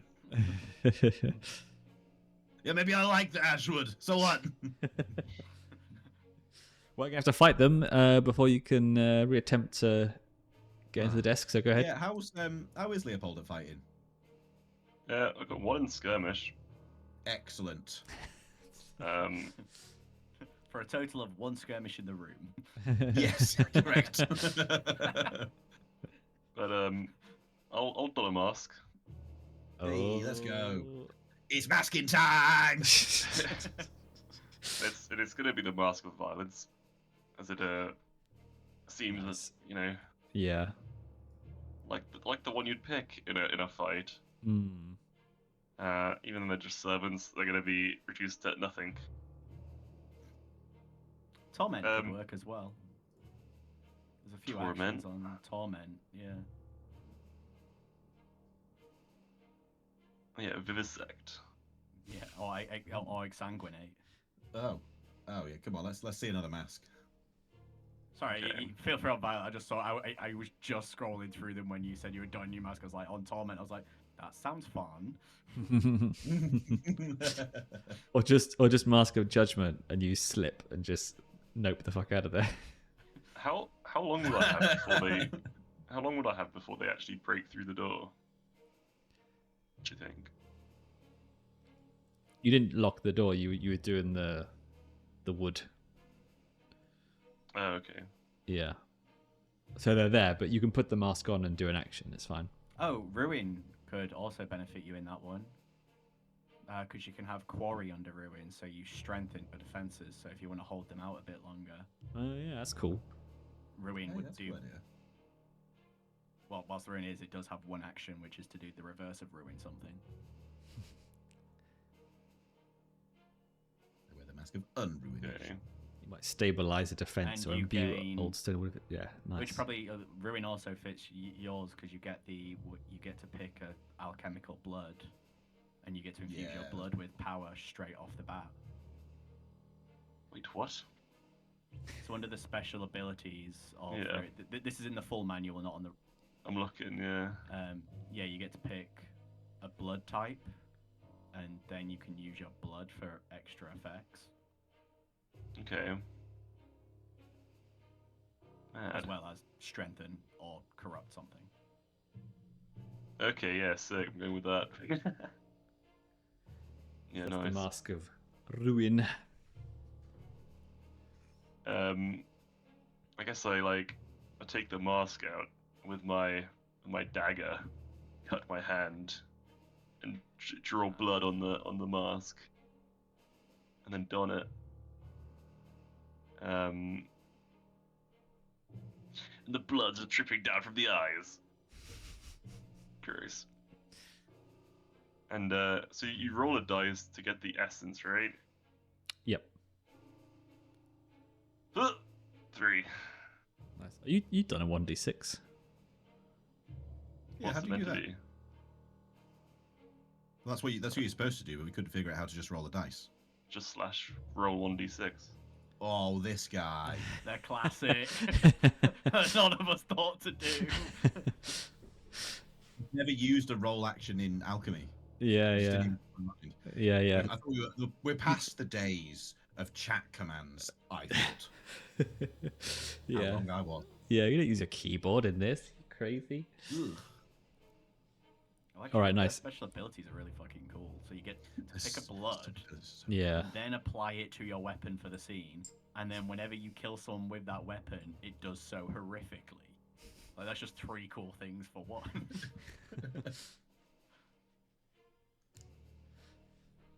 So Yeah, so yeah, go on. So I'm gonna. So with the special ability, you don't have to expend essence on it, do you? You just get it. If it's not one that says it has a spend.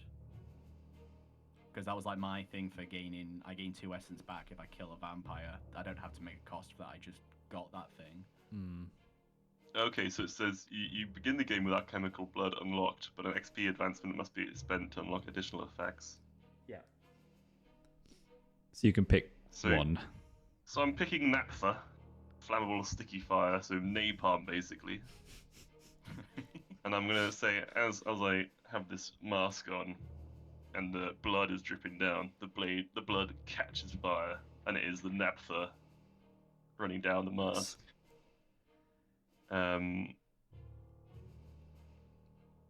So I guess the effects below it are the ones that you have to kind of spend your XP advancements for.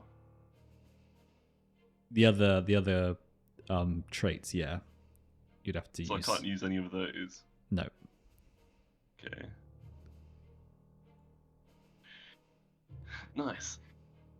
Nice. So what? So and your actions, you got to put 2 in one and 2 pips in one and 1 in another. Corrupt, crack, quarry, spoil. Ooh, you could spread disease. Ruin. Lovely.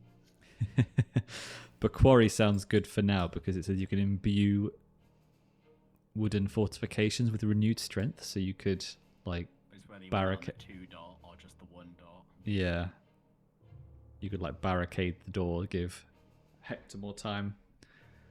Yep, and then I just have to assume there's a window, and we're going out of it. No, I can make a hole for you later in a moment. Just give me Yeah. a couple rounds. Yeah. Now, that's cool. Bloody Yeah. actual wrecking ball over here. Yeah. Just going through the hedges, going through Yeah. the vampire, never stops moving, through the wall. You know what? I'm saying that as Kivi's alias now. Is Wrecking Ball.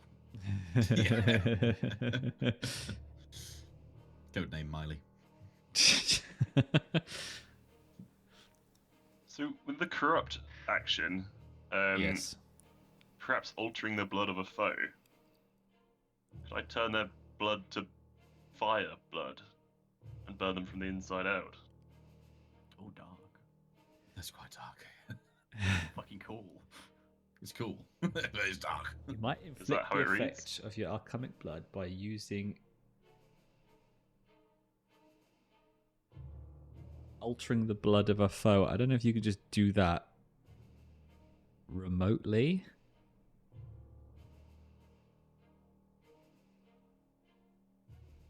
I'm not sure, but let's go with it. It's fine. It's either that or I reinforce the door, Yeah, and one sounds more fun. go on then. Okay. Oh, Sorry, I did describe these as like bloodless creatures. Oh. Not anymore. Yeah. Fill them up. What blood they do have, it's going to be napalm blood. Tasty. Yeah, so I do that. Maybe the flames of my mask just fucking, they become huge embers, kind of like reaching the ceiling as this magical power emanates from it, from Yeah. the mask. All right, And, roll. I guess. And in these motherfuckers, you see them getting a bit hot. Where's the roll for the mask ability? Just roll. 2d6. Yeah. Ayo. Nice. So even though they have very small amounts of blood inside them, you still hear them screech out in pain. So Hector, are you having another stab at the lock, or are you fighting as well? Nope, he's carrying on. Okay. Violence is unbecoming, generally. And there's someone It's- over there setting fire to tiny amounts of blood. He is quite happy to stay here. And now we'll have to push himself, because I really gonna need that second dice, so that's all good. Alright, so we'll go to stress. And trying not to be too distracted by the sort of spiritual screams of anguish outside the door. Let's finesse it, baby. Baby. Well, it's about time. It is a critical success. On a Nice. lockpick check. Hells to the yeah. Best thing to crit on. Nice. Why isn't this in here? Hey, I wonder if, because it's so critical, we find something even better than expected in the draw. You took the words out of my mind. I think- spent too much time with you. I think, you find this these sort of ledgers in here, and you also find a big fat pouch of silver coins. Yeah. Way. And Obviously then not all the and silver that the each guy owns, ledger's but in there, and it's a real success. yeah, Heath Ledger's in there. He's I really can't think of any other ledgers that I would want in there, but Legends. yeah, maybe there's a collection of saucy vampire magazines also in there that he takes home too. Yeah, and I think also I think along with these with the ledger and the coins and the nudie mags, I think you do find some sort of plans for the building that tell you that there is a crypt beneath the house, and this is where the main vault is. Oh. Mm. Yes, I'm a big fan. I'm a big fan of this result. I'm shocked that you've just managed to turn a critical on a luck picking into something that was quite rewarding. So, yeah, sick. Well, Yeah. he's still in. I suppose he doesn't have to put on the voice, but he probably still is putting on the voice. Leopold, we've got the plans. Some silver, and much more silver to be found. Now, where is that whirling dervish? I think as you say that, something smashes into the burning servants, and don't have to roll for that. They're like tier 0, same as you, so they just get wiped out. You called.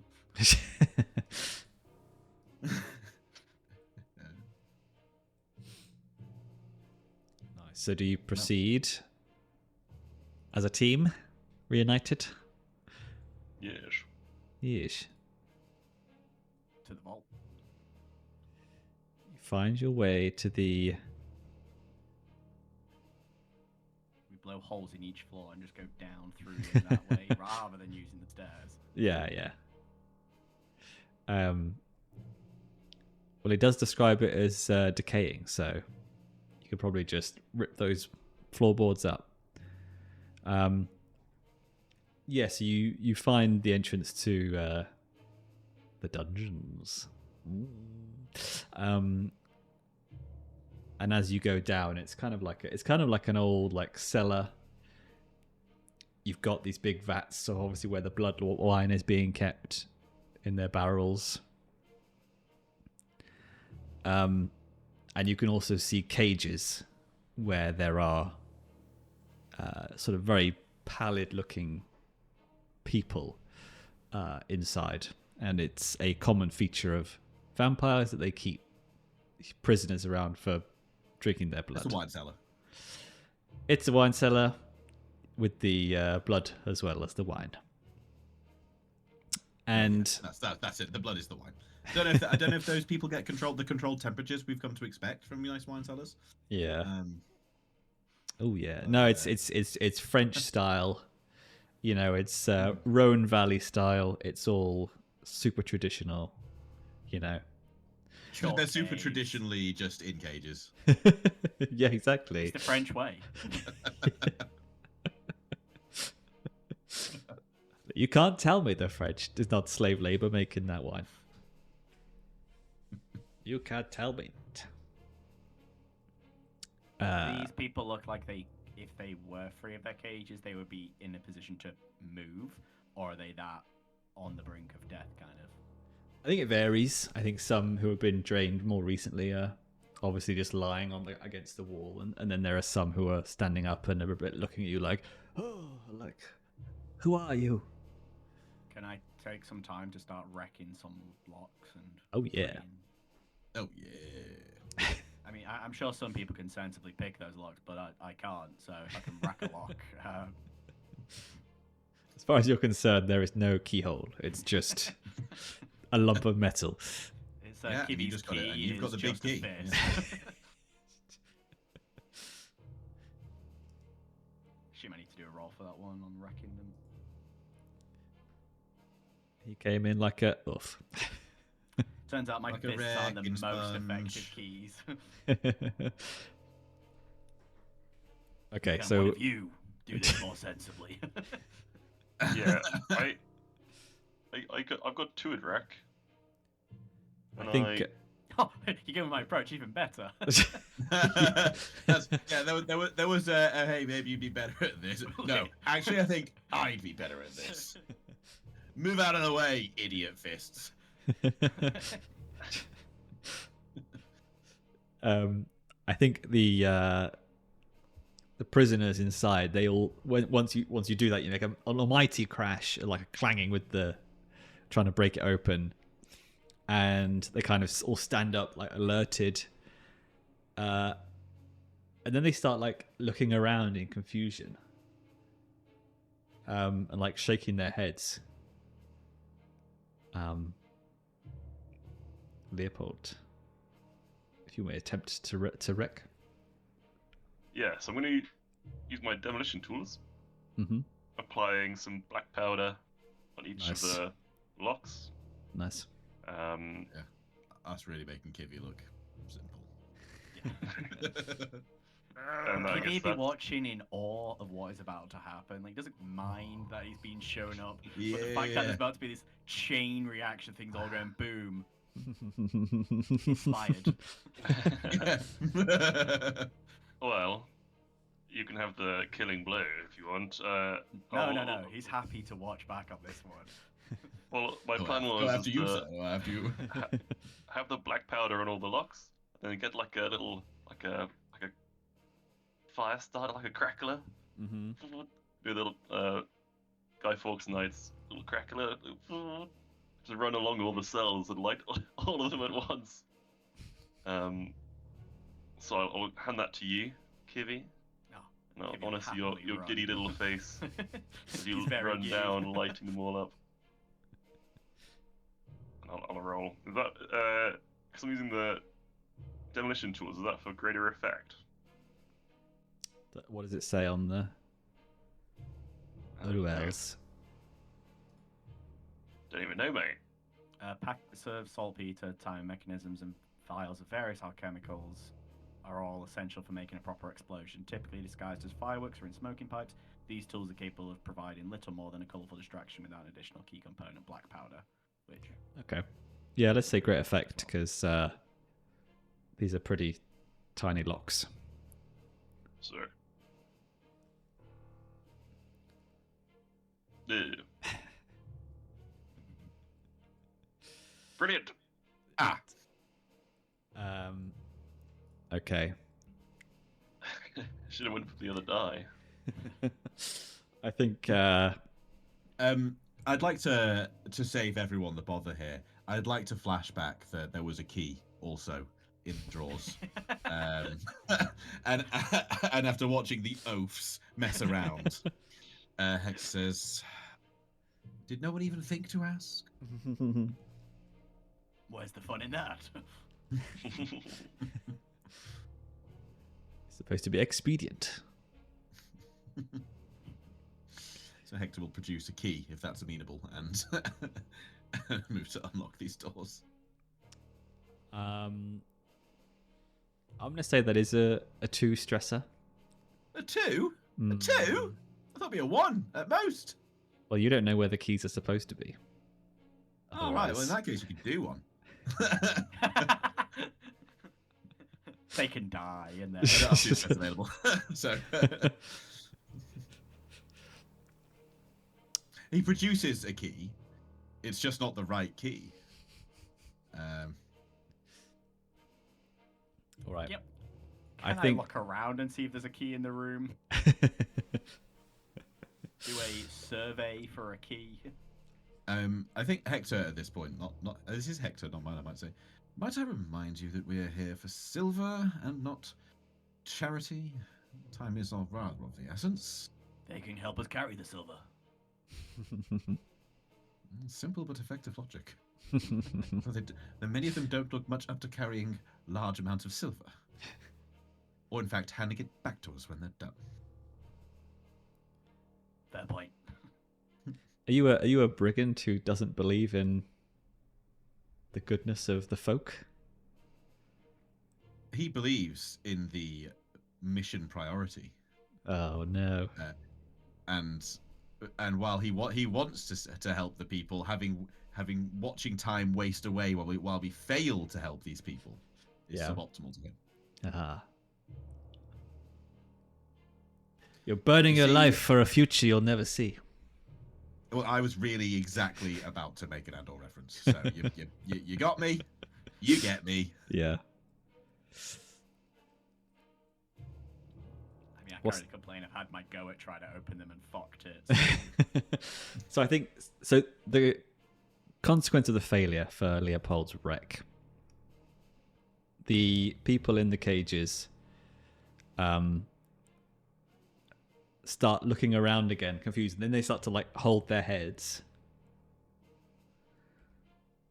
And then they start like throwing themselves at the doors of the cages, and the locks have been partially burned by the ashwood, so they're kind of looking like they are having a lot of give, and they are actually breaking their ways out of these cages. And then you hear a voice and a figure steps out of the shadows, and you hear the voice that they're hearing in their heads, and it is saying, "Yes, protect your master. I am the one who will keep you safe." And you see the Master of Emerald. And it's wrecking ball time. And the people who are obviously under the hypnosis of the vampire break through the gates, standing between you and him. Oh, I don't want to have to cut them all down.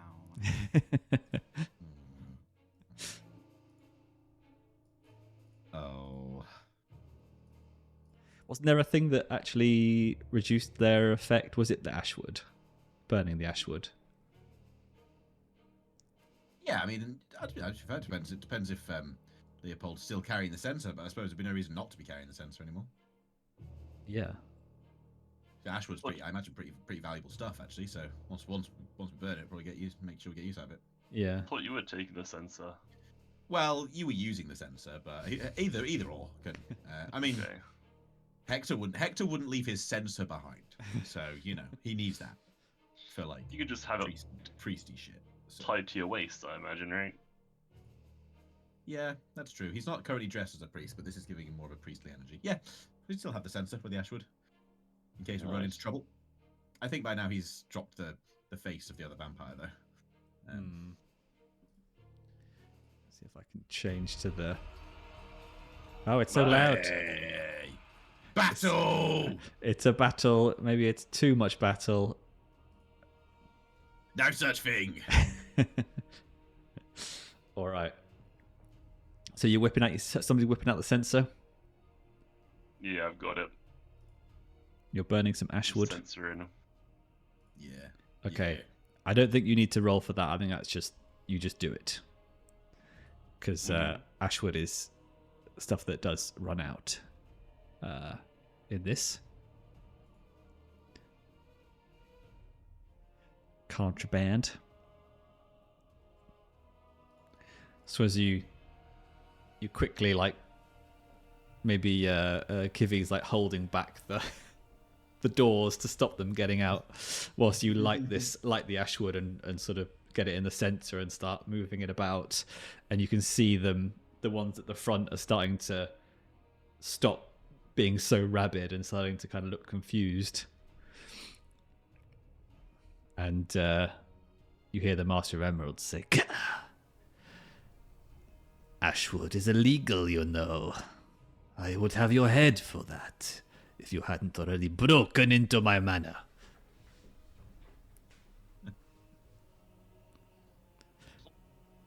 I suppose it's all academic now, really.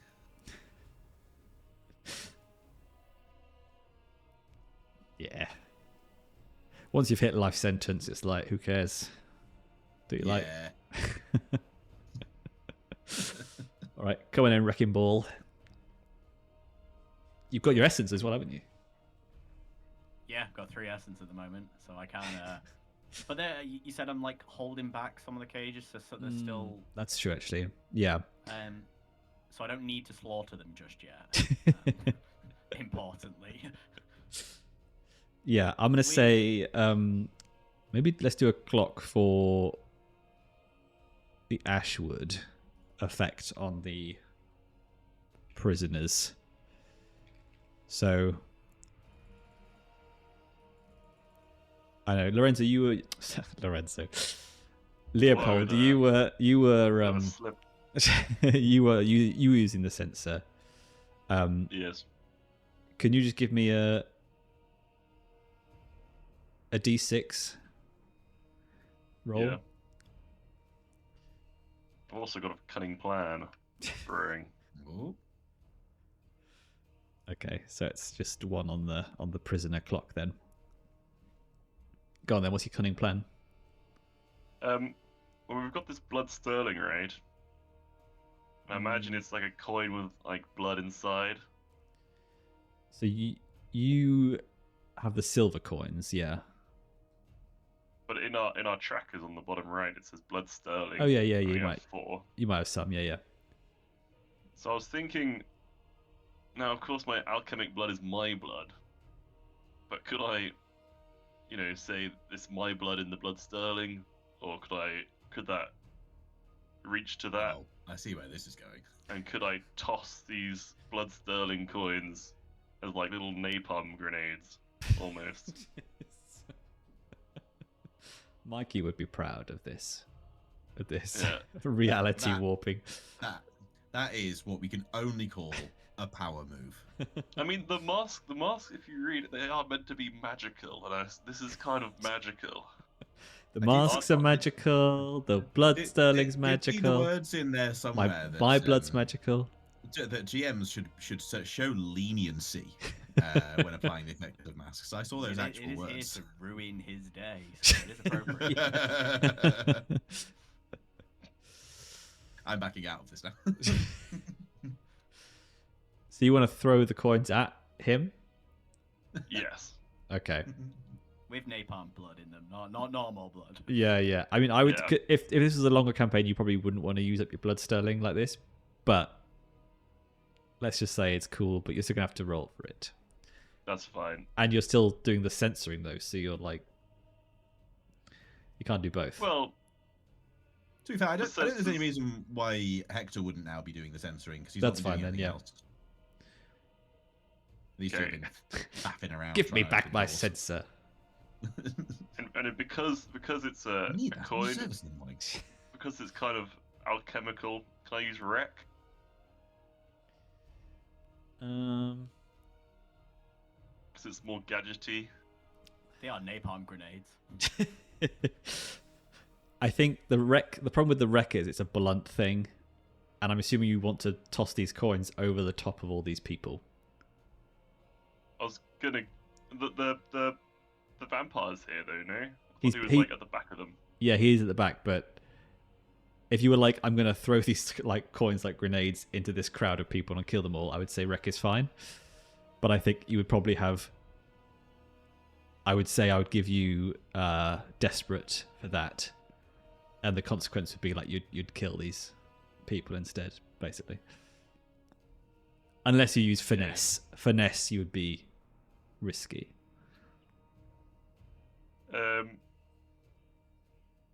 We could go with a skirmish then. This is short range combat. That kind of applies as well. But you're not short range. How far away is he? I mean, you're trying to fight him, but he's over behind an obstacle. Okay. Push yourself when you still. Okay. Then I murder the innocent folk with Me napalm. murdering them. Well, the consequence, the failure is murdering them, right? It doesn't mean you are murdering them. Yeah.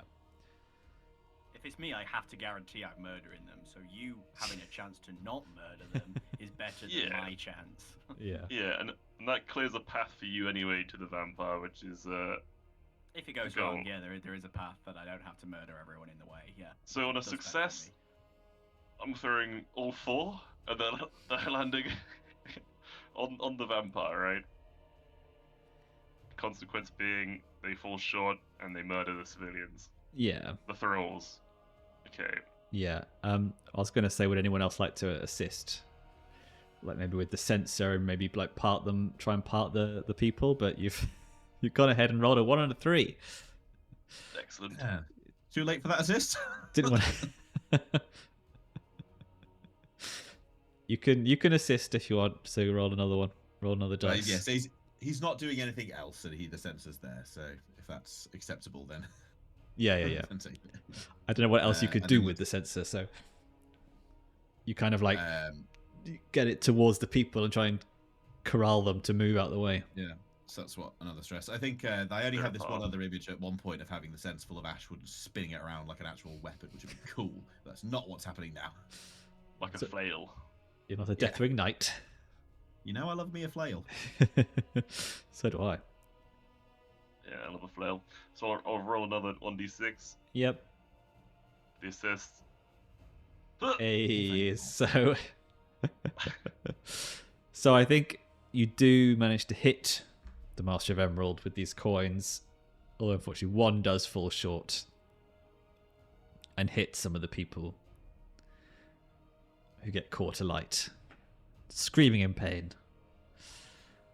Oh god, Jesus! They're trying to brush the fire off, but they can't because it's sticky. Yeah. Disgusting. And as the What's flames wrap around the Master of Emerald, and he's screaming as well, and you can see his like fangs are coming out and his claws are coming out. But I think Kivi, you see that he's still a threat. I'm gonna go slaughtering. I mean, can I use the gap of, cruel as it is, the ones who are burning? Use that as a moment to, rather than having to kill all the others in the way, leap over those straight at the guy and do my slaughter personally just on the Master of Emerald. Yeah, I think it's created like a fiery corridor. That feels appropriately violent. Yeah. I'm down for it. So I'll do that as spend another essence to do a slaughter. Just do a slaughter casually. Yeah. As you do, really. Yeah. Do I Average Sunday. Take. Slaughter Sundays. It's too stress to add a dice. another die. Cool. Yeah. Fuck it, I want to fuck this guy up, so yeah. Yeah. Oh. Close, so close to a Well, critical. Well. Not close enough, though. So Stress was for nothing. They only come up on something like lockpicking. Yeah. Critical sneak. Yeah.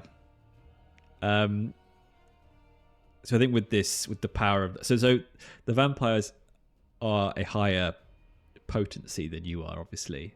Yep. So normally you would have a lesser effect, like a limited effect, what you're trying to do. But the Mask of Slaughter just imbues you with so much power that you manage to meet them at their at their power level. So you do just barrel into him through the flames, go smashing against the back wall, and catching him very much off guard. yeah, you can feel his like long nails trying to find purchase and get through your armor, but they don't quite manage to pierce the chain mail. And then he slowly like burns and sort of starts to sag. I'm happy with that. Good. I'd be happy if he was dead, but I'll take that much. Yeah. Oh no, he definitely is dead. He's Swick. yeah. He's slowly turning to a crisp. As you see these like coins like just like stuck to his burning flesh, you know. And with that, the rest of the thralls come to their senses. The ones who haven't been also burned to death. And yeah, that is kind of the end of the Emerald Manor quest. You managed to find the vaults in the cellar with the rest of the silver. You can try and corral the prisoners to help you carry more. I don't know if anyone's got I saw there was a mask that had a really cool like corralling. Oh, the riot mask. I really did want to use that. Yeah, the riot mask. I was going to use that. I was going to use that at the end to burn the mansion down. I mean, I've still got essence. Could I direct them into helping and give them instructions? Yeah, I think so. Because that was the other ability action I took. Yes, then that Carry makes a lot of sense. silver. So if you roll me that, and we'll see how much more silver you can get them to carry. Roll that something. I've only got one in because that was the one dot. But it's magic. Oh dear. No, we're not helping you. You didn't say please. Yeah. You killed my whole family with your flamey coins. Though we're still sort of concluding, what I'd like to do, just to sort of round out Hector's involvement in this, is he will go to drain the Lord of his essence. Mm-hmm. Something he can do quickly because of his history as a noble scion. I can't remember where the rest of the rules for essence collection are. But assuming he relatively quickly secures some essence. Mm-hmm. The last part of what he would do is drink a dram of the vampire's blood, and gather information about their past, seeing some of their life through their eyes, and feed into his web of information.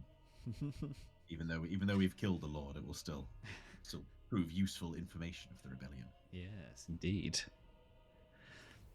Yeah, nice. Yeah, I think you see all of the ways that he is related to.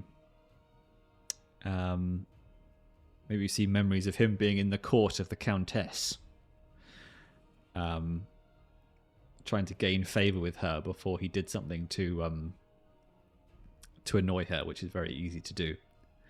And so she sends him to the backwater that is Flaypool to oversee it and go and help make some blood wine.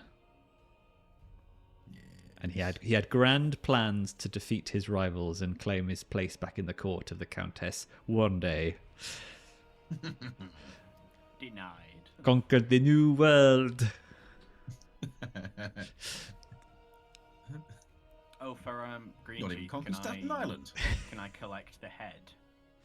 She did say she wanted heads. So Oh yeah, she did. I feel like I've got to deliver the head. Yeah. Who cares if she meant figuratively, right? You better No. just in Literally. case. That's some classic barbarian shit. But she said to get a head. I will deliver a head. Yeah. To be fair, she did say she liked heads on spikes. And She did. as long as she has a spike to decorate it on, she can do what she likes to. Yeah, you bring the Happy with- spike. Yeah. I'll bring the head. I've done the harder bit. Yeah, nice. Yeah, so these people are kind of just they're blood drained. Probably their minds are a bit broken from the being connected to the vampire whilst he was screaming in death, probably. So you just have to like trust that now that the manor is relatively abandoned of vampire, that they can find their way when they manage to recover their wits.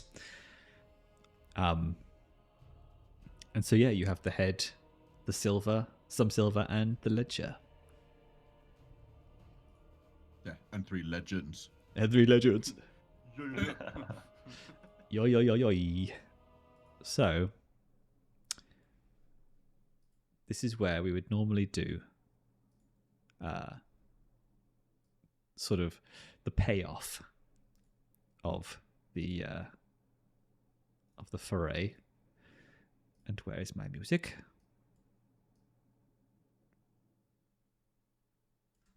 So we can just like have a little run through that just to see what you would have got. So with the rebellion stuff, on your like rebellion sheet, you have like a character sheet for the rebellion, and each small town has a clock. Every place has a clock, and Flaypool has a 4 segment clock, and you can basically tick it to make it seditious. And it makes it kind of like easier for you to do stuff in that area. So I would say it's a bit like how you used to gain heat in Blades. It's like whatever matches the sentence. I would say this is definitely majorly seditious activity, such as creating a cell of agent, recruiting a spy, or establishing a safe house. I'd say that you, by removing the sort of oppressive vampire from Flaypool, I feel like you definitely filled the clock of sedition. That makes sense. for that area. It was quite seditious. Quite seditious. Oh, And then- yes, sir, very I don't use this phrase very often, but it was very seditious. And then in terms of like leveling up the rebellion, there are 3 different like trees, like skill trees you can go up, like influence, force, and organization, I think. So you can pick one of those to like level up, which you would do as a major victory or crushing blow to your foes, and that would give you more equipment or intelligence or whatever it is overall. And then you've got good old heat as well to add to the tyranny. And yeah, that's it. And then you would do downtime actions. So you could I'm imagining you're all on quite low stress now. Well, high stress. Yeah. Is how I would describe it. Yes, You're on just- high stress. Yes, I'm 5 of 6 stressies. Oof. So you would probably go and Watch some birds. reconnect.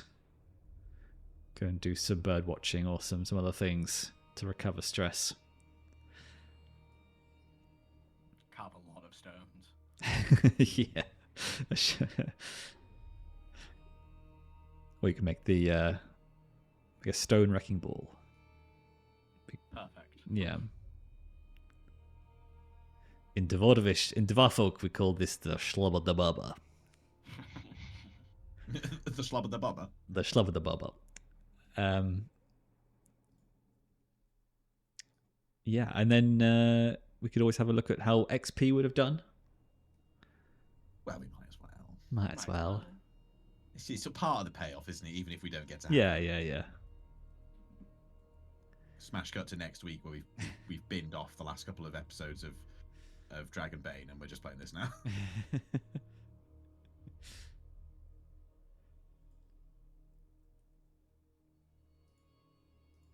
So, I don't have the playbooks up. Let me see them.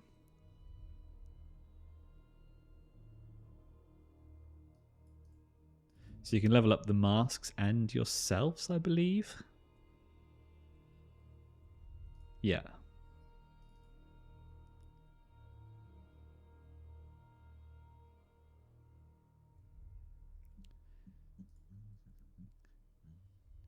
Do you think you guys fulfilled your pacts? I think I did. Yes. I think it's pretty clear to you.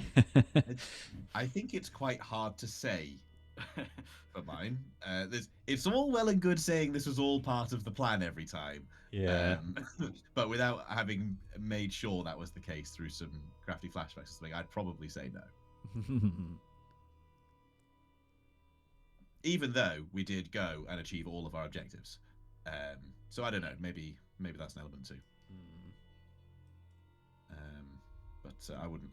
It's not one I'd die on the hill for if we were playing the campaign. Mine's possible to burn down every corrupt institution that comes before you. Oh yeah. You quite literally burnt it down. Yeah, You I'd did. say so. Kind of burn down the vampire.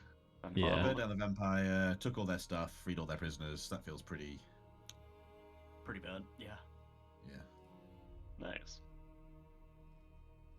What other XP trackers are there actually? There should be. Checking out the title one moment.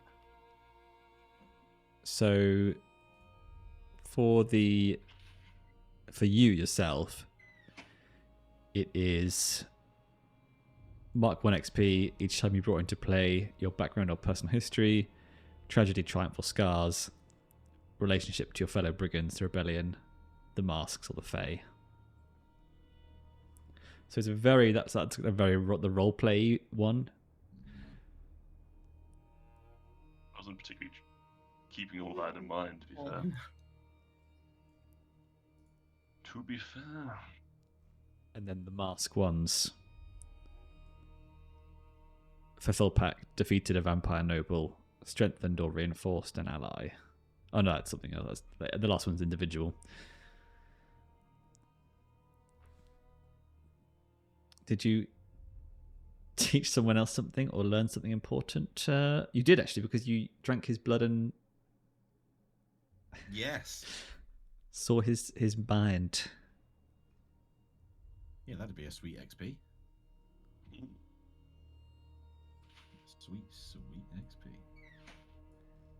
So what's ruin? Strengthened or reinforced an ally.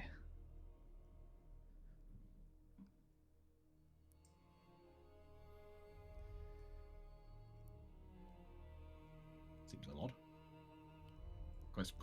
Quite specific to one element of the mask.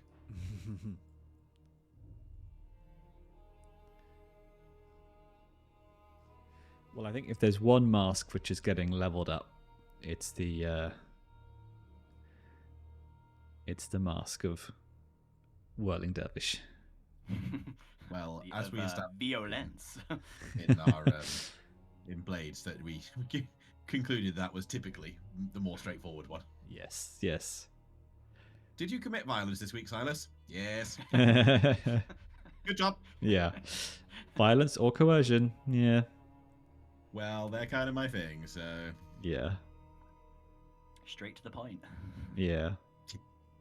it's a simple life. I liked it. But the cool thing is somebody else can take the mask of violence, so it's not always that one player who's like, I have to do it because my XP. Yeah, for sure. I do Oh, like you gotta the punch this mechanic kid. I do like the passing the masks around. It is a really cool concept. Especially if someone doesn't really like gel well with one, or maybe like fails their oath as well. So they're like, ooh, yeah, that mask doesn't like me. Doesn't sit well with me. What does it say about not doing the oath?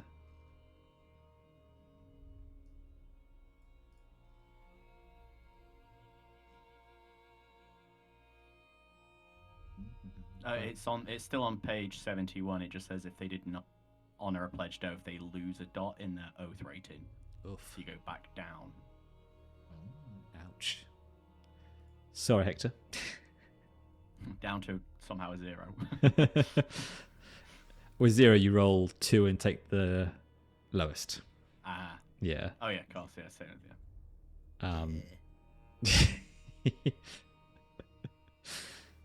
Fine. Don't need the Bascalize anyway. You're already really good at it. You get a cool ability of like shapeshifting. Yeah, that was very cool. I was like, I don't know how to apply any of this. Hang on. That's the one. And then I had the distinct feeling I was going to roll to not have enough essence to do it. Fortunately, that was one roll that went the way. That was sick. Brinkwood's it's very cool. Yeah. I like the. Yeah, I think I really want to do like a my idea for my next long campaign in a blade system was to do like this but in space. So like the rebellion but in space. With space vampires. Probably not, just I'm no longer sold, I'm out. Yeah. Oh, why have we never seen space vampires? Yeah. That's gotta be... Nah, there's got to be space vampires. It's a good USP though. Yeah. I'm down for Yeah. space vampires. Right? Well, my idea is we're going to have like different planets, and then you each planet would have its own thing going on. So you probably could have a planet which had like a vampiric overlord, and then some which are run by criminal gangs, and some which are more more populist. And we would all come up with those details together, and then maybe one each would like tie into a different character like each time. So you could be like, I really hate these vampires. So this is like where I'm in the spotlight. Very But cool. yeah, I think there's even a thing where if you with the revolution thing, the rebellion, there's a thing where you can like, when you level up, you have to call a moot, like a lands moot. I saw a reference to the moot thing. Yeah, whenever an aspect ranks up, a moot is held to determine some feature of your rebellion going forward. The conclave members and Fae Patron may weigh, but in the end it is your decision on how your rebellion is shaped by your new allies. So you can have a bit of politics within your allies as well as you sort of gain in size. That's pretty cool. Which is cool. It's cool. It's cool. Yeah, and this is a free pre-written adventure, but it's that wasn't even supposed to be the end. The end is the next bit is another foray, but it's like a social one where you'll go to a ball hosted by the Countess. Oh yeah. Violence mask. Definitely. I'd like to use Otter, please. I'm going to disguise myself as a waiter of slaughter. To be fair, there must be someone, draining blood in the kitchens. Draining my own blood into the wine. Slaughtering people. Yeah, but Napalm blood for everyone. Oh yes, drink up. yeah, but I thought even if we did have time to run another one, I think it kind of is just a list of NPCs, and I was like, I didn't really know what it wants me to do here. I think it's a way for you to somehow, that is the bit where you then put the corrupted blood sterling into circulation, but I just couldn't seem to connect the dots, so I made it more you go like around handing money to people. Yeah. Just dropping cash everywhere on side tables. You want a coin, you get a coin. Yeah. But I think the people in Flaypool, like, getting their help makes sense. And then you've got like you're on good terms with like the smugglers and the guilders and the poisoners, so that you could use them again. What if you were to like launder it through local business to get it into the Yeah, that's economy? pretty much what the guilders would do. Yeah. Nice. Yeah, cool. Well, thanks for joining. Lovely. No, thank you for Happy running it. birthday again, belatedly. I don't think this counts as a birthday. busy off having a nice time. Is it your birthday today? No, we normally do a one shot for my birthday, but we didn't this year. Mostly because I forgot. Because I normally have to say a month before, Milo, can you run a one shot for my birthday, please? So I get to be a player for once. And he goes, Yes. okay. If I must. It's going to be Warhammer, though. Yeah. Olly goes, no. okay, I don't mind either, actually. It's nice. All right, sweet. Cool. Cheers, Okay, guys. later. Have a good night, guys. Take care. Bye. Bye.